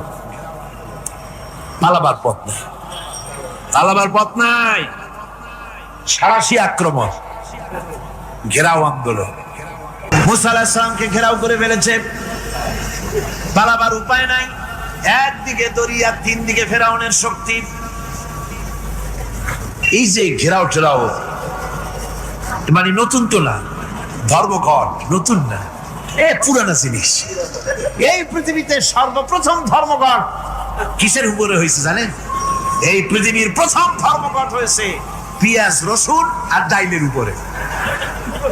মুসা আলাইহিস সালামের জামানায় লান নাসবিরা আলা তাআমিন ওয়াহিদ, আমরা এক রকমের খাদ্য আর খাবো না, আমাদের পেঁয়াজ দেওয়া লাগবে, ডাল দেওয়া লাগবে, রসুন দেওয়া লাগবে। সর্বপ্রথম ধর্মঘট হয় মুসা আলাইহিস সালামের জামানায়, সেখান থেকে শুরু হয়েছে। তিন দিক থেকে ঘেরাও হয়ে গেছে, পালাবার কোনো রাস্তা। হযরতে মুসা আলাইহিস সালামের কাছে উম্মতেরা বললেন, পালাবার তো কোনো পথ নাই, এখন উপায়টা কি? আমাদের তো আর উপায় নাই। মুসা আলাইহিস সালাম দেখেন বিপদে পড়ে গেছেন, কিন্তু ধৈর্য হারান নাই, ভয় পান নাই। ভয় পাইছিলেন? ভয় পেয়েছেন? প্রশ্নই ওঠে না। মুসা আলাইহিস সালাম আল্লাহ পাক যাদেরকে বলেছেন উলুল আযম, রাসূল যাদের বলেছেন তার মধ্যে হযরত মুসা একজন উলুল আযম পয়গম্বর। চারটিখানি কথা না, আল্লাহ কথা বলছেন তার সাথে, কালিমুল্লাহ তিনি। সুবহানাল্লাহ। কর মুসা আলাইহিস সালাম শোনালেন, কাল্লা ইন্না মাইয়া রাব্বি সায়াহদিন। কখনো নয়, আমার উম্মতেরা ভয় পেও না, আমার রব অবশ্যই আমাকে পথ দেখাবে। সুবহানাল্লাহ। তিন দিক থেকে শত্রু, একদিকে দরিয়া, পালাবার কোন রাস্তা নাই। সেখানে দৃঢ়তার সাথে তিনি বলছেন, অবশ্যই আমার আল্লাহ আমারে পথ দেখাবে। সুবহানাল্লাহ। নবীরা এই দৃঢ়তা দেখিয়েছেন, অবিচলতা দেখাইছেন। আল্লাহ পাক মুসা আলাইহিস সালাম যখন এই দৃঢ়তা দেখালেন, এই অবিচলতা দেখালেন, সঙ্গে সঙ্গে জিবরাইল এসে হাজির হয়ে গেলেন। আল্লাহ পাক বলেন, ফাআওহাইনা ইলা মুসা আন আদরিব বিআসাকাল বাহরা ফানফালাকা ফাকানা কুল্লু ফিরকিন কাত্তাউদিল আযীম। মুসা আলাইহিস সালামকে আমি ওহী নাযিল করলাম, তাকে বললাম হাতে যে লাঠি আছে, এই লাঠি দিয়ে আঘাত করো দরিয়ার উপরে। দরিয়ার উপরে আঘাত করলেন, একটা রাস্তা হয় নাই, 12টা রাস্তা তৈরি হয়ে গেল। আর দেওয়ালগুলা পাহাড়ের মতো উঁচা হয়ে গেল। দরিয়ার ভিতরে পাহাড়ের মতো উঁচা, মজবুত 12টা রাস্তা। এবার মুসা আলাইহিস সালাম তার দলবল নিয়ে চললেন। আল্লাহ রাব্বুল আলামিন বলেন, ওয়া আনজাইনা মুসা ওয়া মান মাআহু আজমাইন। মুসা এবং তার সাথী সঙ্গীদেরকে আমি পার করে দিলাম। মুসা আলাইহিস সালাম এবং তার সাথী সঙ্গী নিয়ে যখন দরিয়ার মাঝখানে আসছে, ফেরাউন তার দলবল নিয়ে এসে গেছে। আসে দেখে নদীর মধ্যে রাস্তা। বাবা, খুব তো কায়দা। ও মনে করছে ওর বাজানের তৈরি করা ডিস্ট্রিক্ট বোর্ডের রাস্তা। ওর লোকজন নিয়ে নেমে গেছে দরিয়ার ভিতরে। ও আসছে মাঝখানে, মুসা আলাইহিস সালাম চলে গেছেন ওপার, দরিয়া পার। মাঝখানে যখন এসে গেল, আল্লাহ রাব্বুল আলামিন পানিকে অর্ডার করলেন কুন। আল্লাহ তো বটন টেপা লাগে না, মুখ দিয়া কোনো হুকুম করা লাগে না, শুধু বলেন কোন। যে ব্যাপারে কোন বলেন ফায়াকুন, সাথে সাথে হয়ে যায়। আল্লাহ বললেন কোন, আর অমনি রাস্তা বন্ধ হয়ে গেল। এবার তুফান শুরু হয়েছে নদীতে, ঢেউয়ের উপরে ঢেউ, মৌজুন কাল জিবাল, পাহাড়ের মতো উঁচু হয়ে হয়ে ঢেউ আসতেছে। দলবল ঘোড়া আর অস্ত্রপাতি যা ছিল সব মরিয়া শেষ। এবার ফেরাউন একা উপরে ওঠে আর নিচে নামে, পানি খেতে খেতে পেটের কাম সারা। জনমের খাওয়া খাইছে পানি, এখন জান যায়। বাঁচবার আর উপায় নাই, বাঁচবার আর উপায় নাই। ফেরাউন তার নিজের জীবন সম্পর্কে হতাশ হয়ে গেল। এবার ফেরাউন বলতেছে, আমানতু আন্নাহু লা ইলাহা ইল্লাল্লাযী আমানাত বিহি বানু ইসরাঈল। আমি ঈমান আনলাম, আমি ঈমান আনলাম আল্লাহ ছাড়া কোন ইলাহ নাই, ওই আল্লাহর উপর ঈমান আনলাম যে আল্লাহর উপরে ঈমান এনেছে বনি ইসরাইলেরা। আল্লাহ যাতে ঠিক পাইছে কোন আল্লাহর উপর ঈমান আনছে, বনি ইসরাইলের আল্লাহর উপর ঈমান আনলাম। আল্লাহ এই তো মুসলমান হয়ে গেছি, এরপরও আমার সুবাও কেন? আল্লাহ রাব্বুল আলামিন জবাবে বলেন আল আন, এখন ওয়াকাদ আসাইতা ক্বাবলু ওয়া কুনতা মিনাল মুফসিদিন, এখন ঈমান আনার কথা বলছো, অথচ যুগের পর যুগ, বছরের পর বছর ধরে আমার মানুষের উপরে মন গড়াই চালাইছো, আমার পয়গম্বরের সাথে বেয়াদবি করেছো। আজ তোমাকে আমি ছাড়ছি না, তোমাকে আজকে ছেড়ে দেব না, আমি তোমাকে মারবো। আর সমস্ত প্রাণীগুলিকে, স্থলচর প্রাণীগুলিকে আল্লাহ পাক অর্ডার দিয়া দিলেন,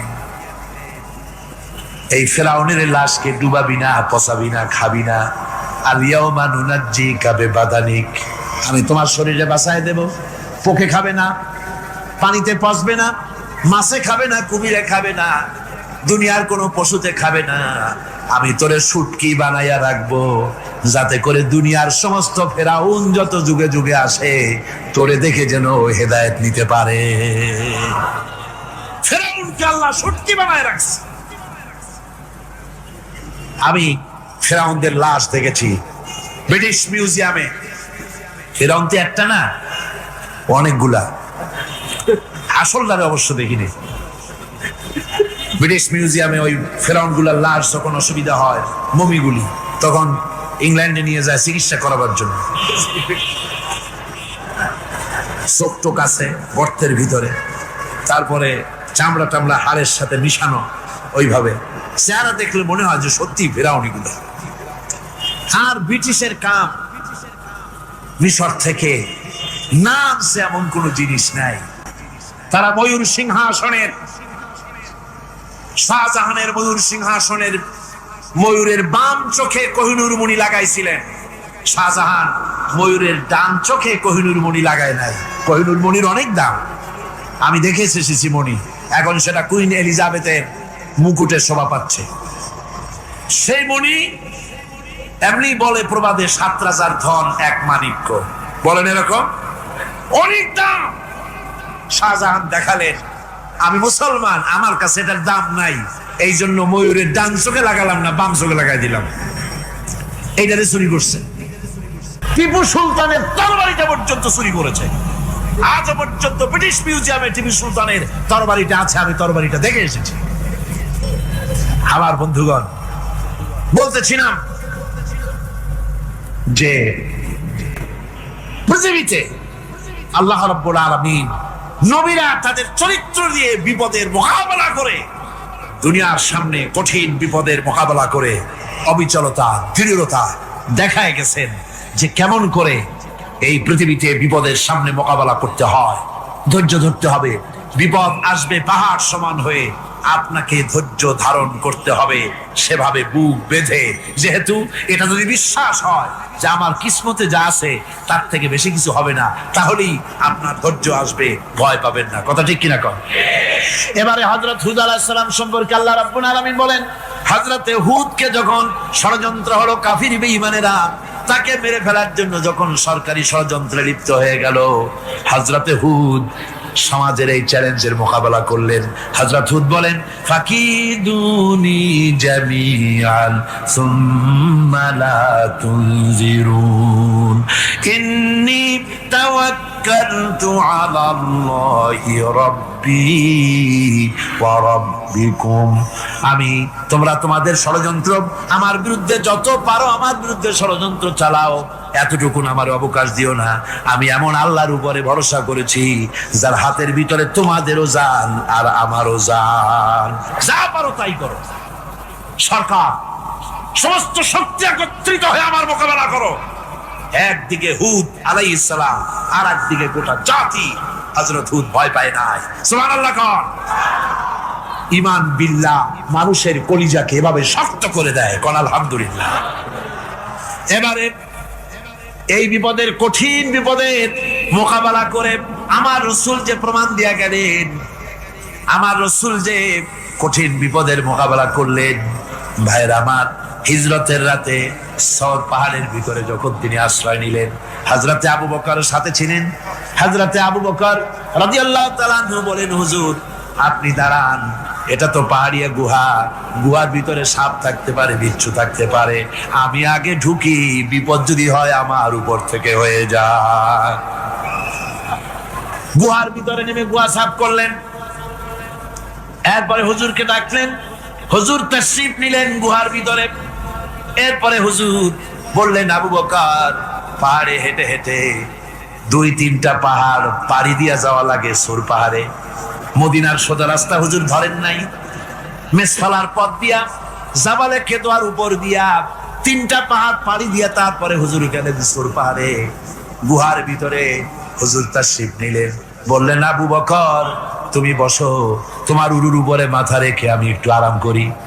হযরতে আবু বকর বসলেন, হুজুর তার উরুর উপরে মাথা রেখে ঘুমায় গেলেন।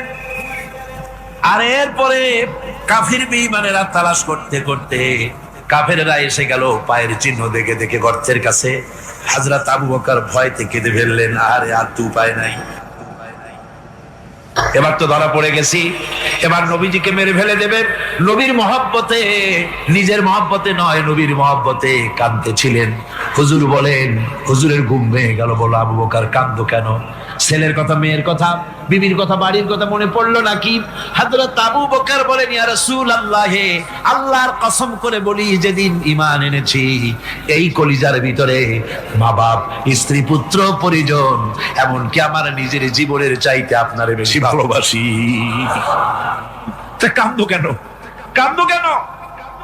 হযরত আবু বকর বলেন, হুজুর ধরা পড়ে গেছি, কাফেররা এসে গেছে, গর্তের কাছে তাকালি আমাদের দেখতে পাবে, আমরা তো মাইনরিটি, ওরা তো মেজরিটি, আমরা তো ধরি মারি ফেলাই দেবে, আপনাকে মেরে ফেলে দেবে, এই জন্য কাঁদি। আল্লাহ রাব্বুল আলামিন, হুজুর তখন কি দৃঢ়তা, কি অবিচলতা, কি ধৈর্যের পাহাড় সম মনোবৃত্তি তখন দেখালেন।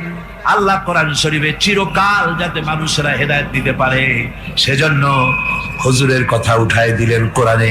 আল্লাহ পাক বলেন, ইযহুমা ফিল গার ইয ইয়াকুলু লিসাহিবিহি লা তাহজান ইন্নাল্লাহা মা'ানা। ও বন্ধু, ভয় পেও না, আল্লাহ আমাদের সাথে আছেন। সুবহানাল্লাহ, আল্লাহ আমাদের সাথে আছেন। আমরা মাইনরিটি নই, আমরা মেজরিটি। আল্লাহ আছে আমার সাথে, ভয় পাওয়ার কোনো কারণ নাই। সুবহানাল্লাহ।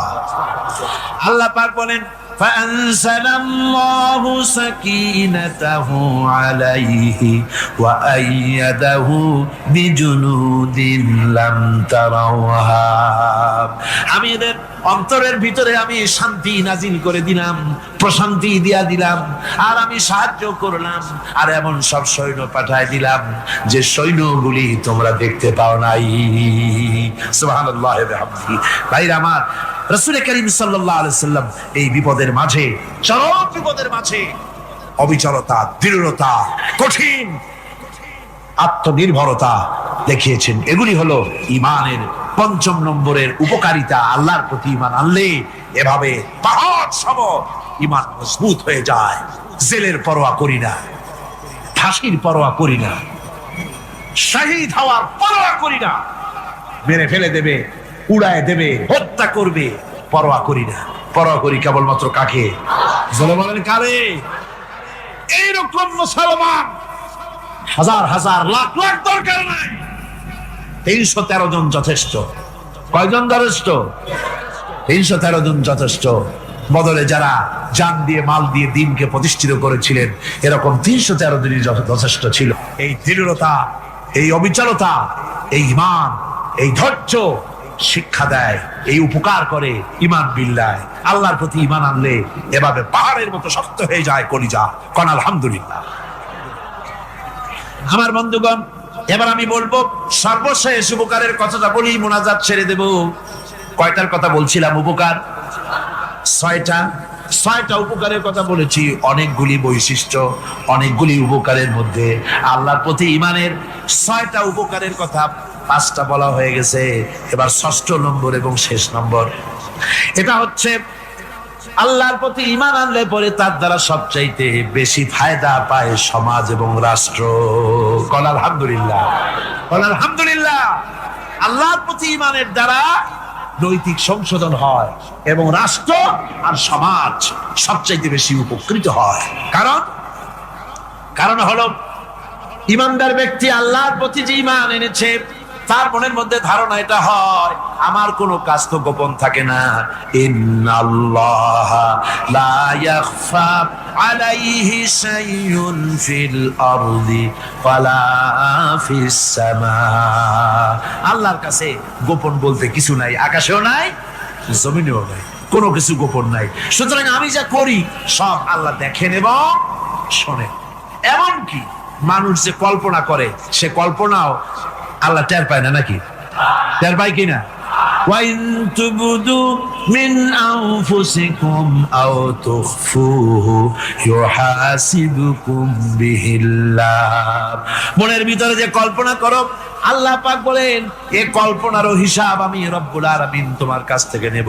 ফায়ুআযযিবু মাইয়াশাউ, যারে খুশি শাস্তি দেব আর যারে খুশি আমি maaf করে দেব। জোরে বলেন সুবহানাল্লাহ।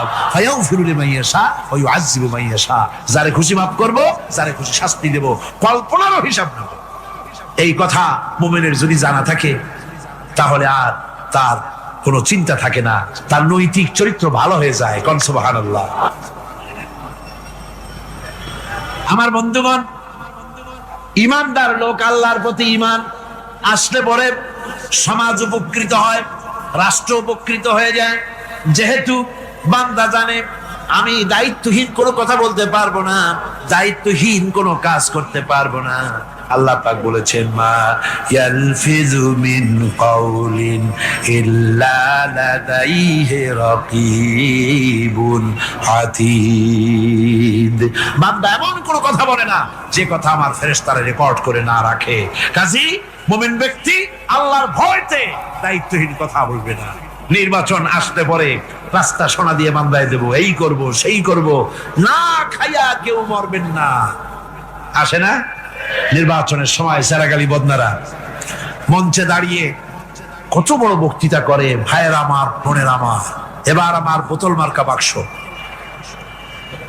আপনারা আমাকে ভোট দিয়ে দেশ এবং জাতির আরেকবার 12:30 বাজাইবার সুযোগ দিন। এবার ক্ষমতায় গেলে কেউ না খাইয়া মরবেন না, কিন্তু কি খাইয়া মরবে তাও বলেন।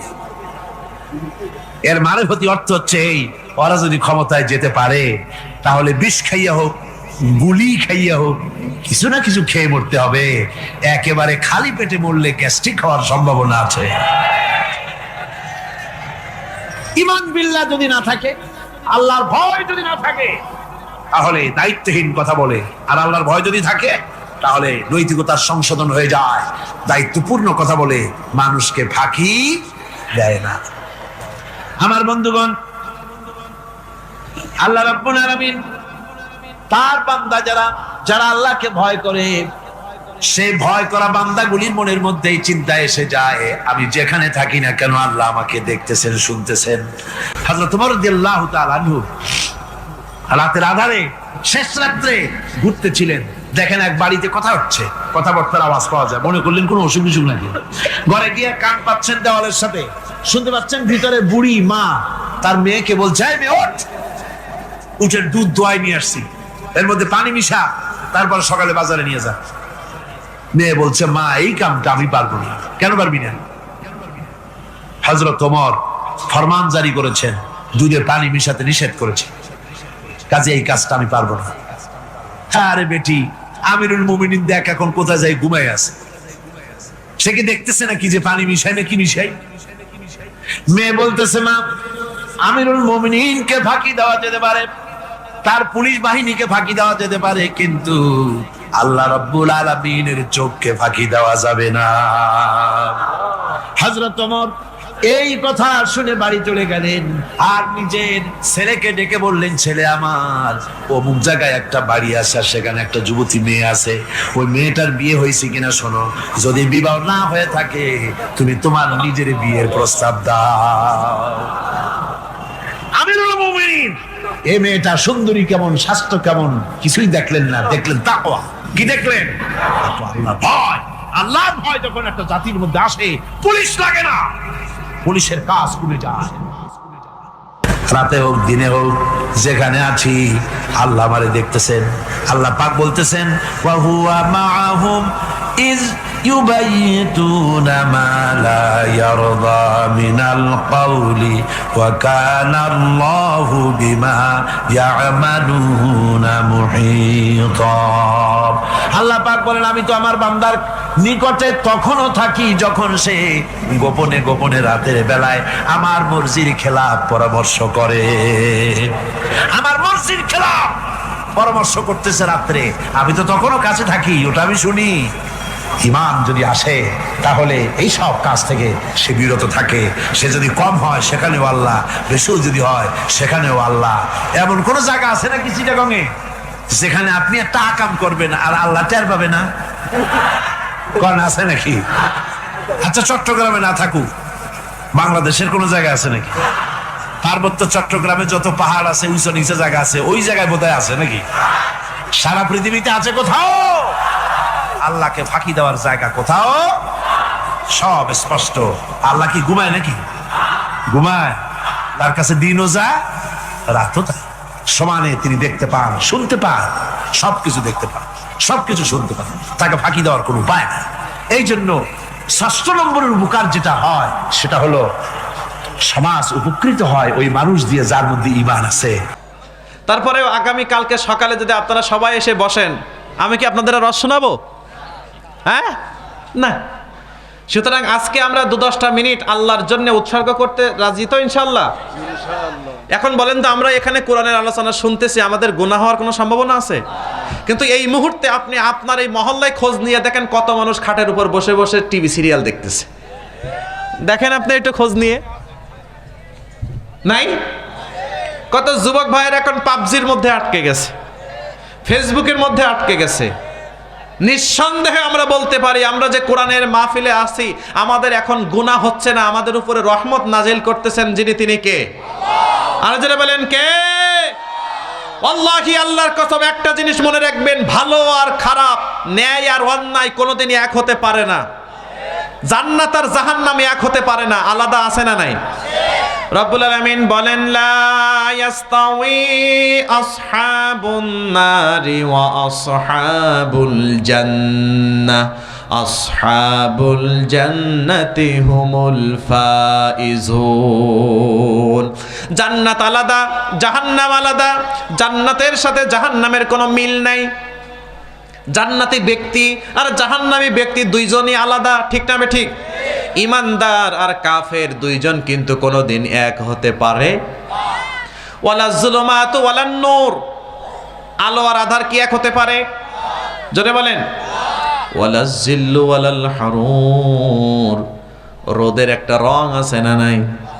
আবার ছায়ার একটা রং আছে না নাই? রোদ আর ছায়া কোনোদিন এক হতে পারে না। আপনি দেখবেন রোদের মধ্য দিয়ে হেঁটে যাচ্ছেন, ছায়াটা আপনার পাশ দিয়ে দিয়ে চলে যাচ্ছে। আপনি যদি মনে করেন ধুর আমি এ ছায়া রাখবো না, এই আমি দাঁড়াচ্ছি, তোরা কোদাল দিয়ে মাটি কেটে ঝুড়িতে করে আমার ছায়ার উপরে ফেল। যারা বলেন তো ছায়া কি মাটি দিয়ে ঢাকা যাবে? না। মাটি যত ফেলাবেন ছায়া তত উপরে উঠবে, বলবে যে তোমার কষ্টে কোনো লাভ নাই, আমি আমার গতিতে চলবো। আল্লাহ ওই ছায়া এবং ওই রোদের উদাহরণ দিয়েছেন, সুবহানাল্লাহ পড়ে। আল্লাহ এমনকি সূচের উদাহরণ দিতেও দ্বিধাবোধ করেনি। সূচের উদাহরণও কোরআনে আছে না নাই? হ্যাঁ, আল্লাহ বলেন, ওয়াকাযযাবু বিআয়াতিনা ওয়াস্তাকবারু আনহা লা তুফাত্তাহু লাহুম আবওয়াবুস সামা ওয়ালা ইয়াদখুলুনাল জান্নাতা হাত্তা ইয়ালিজাল জামালু ফি সাম্মিল খিয়াত। জোরে পড়েন আল্লাহু আকবার। রব্বুল আলামিন বলেন, যারা আমার বিধানটাকে মিথ্যা বানিয়েছে, আমি আল্লাহর সাথে কুফরি করেছে, আমি যে কোরআন দিয়েছি, ইসলাম দিয়েছি, এটাকে জীবনের চলার মাপকাঠি বানাই নাই, এটাকে মিথ্যা অহংকারের সাথে তুচ্ছ তাচ্ছিল্য করে মানুষের তৈরি করা মতবাদ দিয়ে নিজের জীবনকে গড়ার চেষ্টা করেছে, আমি আল্লাহ জানিয়ে দিলাম ওদের জন্যে জান্নাতে, ওদের জন্যে আকাশের কোনো দরজা আমি আল্লাহ খুলব না। মানে আল্লাহ তাদের জন্য রহমতের কোনো আকাশের দরজা খুলবেন না, এবং ওদের জন্য জান্নাতে যাওয়া এতটাই অসম্ভব, এতটাই অসম্ভব, এতটাই অসম্ভব, একটা সূচের পিছনের ছিদ্র দিয়ে একটা উট গমন করা যেমন অসম্ভব। সূচের পিছনে ছিদ্র আছে না একটা, কাঁথা সেলাই করে যে সুই, এই সুইরে কি বলে?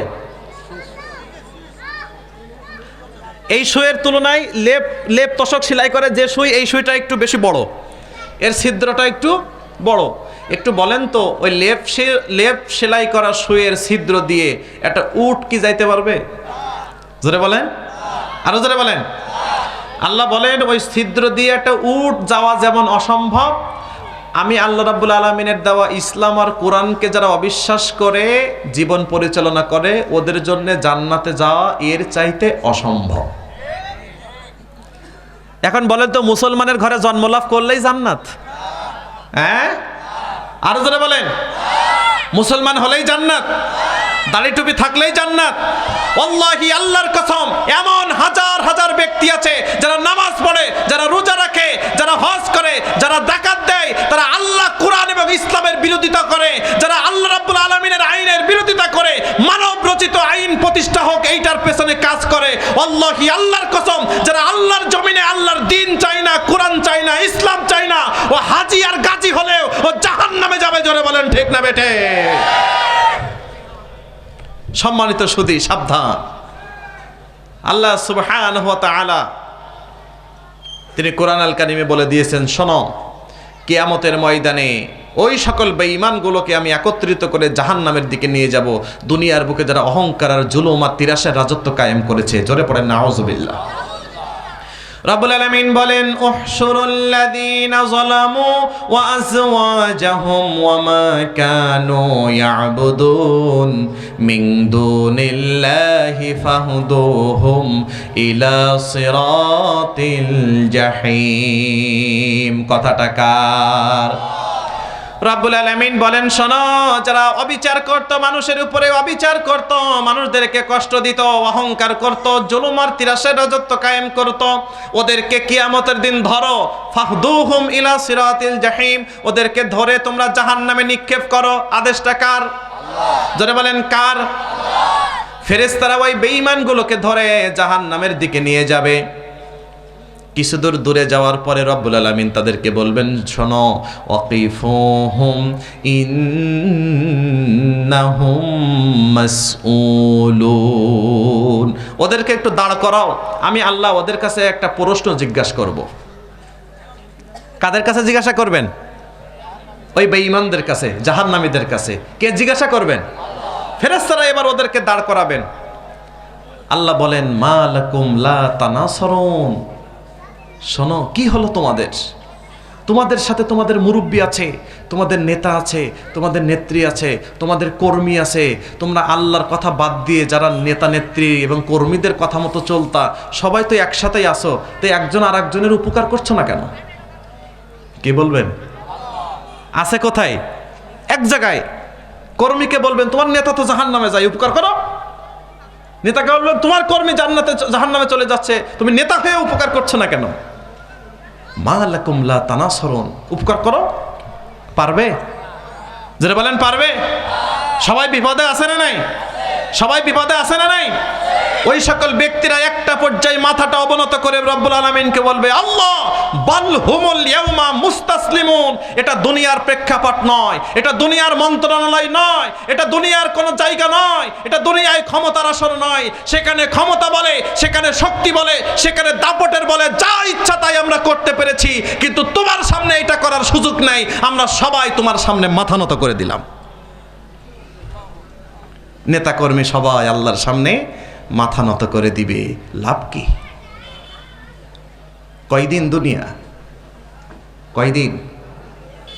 প্রিয় ভাইরা, আমি মনে হয় আপনাদের কষ্ট দিয়ে ফেলছি। কোরআনে সবকিছু আছে না নাই? আরো জোরে বলেন। এবার আল্লাহ রাব্বুল আলামিন কর্মীকে বলবেন, ও কর্মী, তুমি কেন জাহান্নামে আসলা বলো? কাদেরকে মানতা, কাদের অনুসরণ করতা, কাদের পিছে পিছে ঘুরতা? এটা কোরআনে আছে না নাই? ওই সকল কর্মীরা বলবে, আল্লাহ রাব্বানা ইন্না আতা'না সাদাতানা ওয়া কুবারানা ফাআদাল্লুনাস সাবিলা। আল্লাহু আকবার বলেন। আল্লাহ, আমরা মেনেছিলাম ধনী মানুষের নেতাদের, ধনী মানুষ নেতা সারাদিন 200 টাকা দিয়েছে ওই অহংকারের পিছনে, জালেমের পিছনে স্লোগান দিয়ে দিয়ে দিন শেষ করেছে। জোরে বলেন ঠিক না বেঠিক? মোটর সাইকেলে 1 লিটার তেল ভরে দিছে, সারাদিন নামাজ নাই, রোজা নাই, সত্য নাই, দিন নাই, ধর্ম নাই, ওই ব্যক্তির পিছনে পিছনে শোডাউন দিয়ে দিয়ে ঘুরে বেড়াইছে। আল্লাহ, আমরা তো তোমাকে মানি নাই, তোমার রাসূলকে মানি নাই, ওই নেতাদেরকে মেনেছিলাম। ওই নেতারা আজান হয়ে গেছে, নামাজ পড়তে বলে নাই। ফাআদাল্লুনাস সাবিলা, ওই নেতারা আমাদেরকে পথভ্রষ্ট করে ফেলেছে। কারা বলবে? কর্মীরা। কাদের বিরুদ্ধে? নেতা। কার কাছে? আল্লাহর কাছে। কারা বলবে? কাদের বিরুদ্ধে? কার কাছে? আল্লাহর কাছে। এখন কর্মীও জাহান্নামে, নেতাও জাহান্নামে, তো উপকার কিভাবে করবে? এখন কর্মীত্ব হয়ে যাবে রাগ। কেন? যে নেতার কথা শুনে শুনে আজকে আমি জাহান্নামে আসলাম, রাগ এমন হওয়া হবে, কিন্তু প্রতিশোধ নেওয়ার তো সুযোগ নাই। এবার আল্লাহর কাছে একটু দোয়া করবে। কি দোয়া করবে বলি? বলি ভাইরা, রব্বানা আতিহিম দিফাইনি মিনাল আযাবি ওয়ালআনহুম লা'নান কাবীরা। কর্মীরা দোয়া করবে কার কাছে? কাদের বিরুদ্ধে? আল্লাহ, ওই নেতার কথা শুনে শুনে, নেতার কথা মেনে মেনে দিন নাই, রাত নাই, সকাল নাই, বিকাল নাই, খাওয়া নাই, দাওয়া নাই, তাদের কথা শুনে শুনেই তো আমরা আজকে পথভ্রষ্ট হয়ে গেছি। এই জন্য আমরা জাহান্নামে এসেছি। আল্লাহ, তোমার কাছে একটা আবেদন আছে, আজকে তো আমরা নেতার প্রতিশোধ নিতে পারতেছি না, তা শাস্তি আমাদের যা দিবা এর চাইতে আমার নেতাদেরকে একটু বেশি বেশি করে দিও। আমার কথা বললাম? কোরআনে আছে না নাই? আরো জোরে বলেন। কর্মীরা নেতাদের শাস্তি বাড়ানোর জন্য আল্লাহর কাছে ফরিয়াদ করবে, কারণ ওই নেতার কারণেই আজকে ওরা জাহান্নামী। প্রিয় ভাইরা, আপনার কাছে একটা জিজ্ঞাসা করতে চাই, আপনি কার পিছনে ছুটে ছুটে আপনার জীবন নষ্ট করতেছেন? একবার কি ভেবেছেন আপনি? নেতার একটা ফোন পেয়েই আপনি মনে করতেছেন জীবনের আমি সব পেয়ে গেছি। একটা বার কি চিন্তা করেছেন স্ত্রীর খোঁজ নাই, সন্তানের খোঁজ নাই, পরিবারের খোঁজ নাই, এমনকি পরিবারের চাল ডাল কিনতে পারে না, অর্থ সম্পদ নাই, তারপরেও নেতার পিছনে ঘুরে ঘুরে জীবন শেষ করেছে এমন জালেম কর্মীও আমাদের দেশে অভাব নাই। জোরে বলেন ঠিক না বেটে? সন্তানের হক আদায় করে না,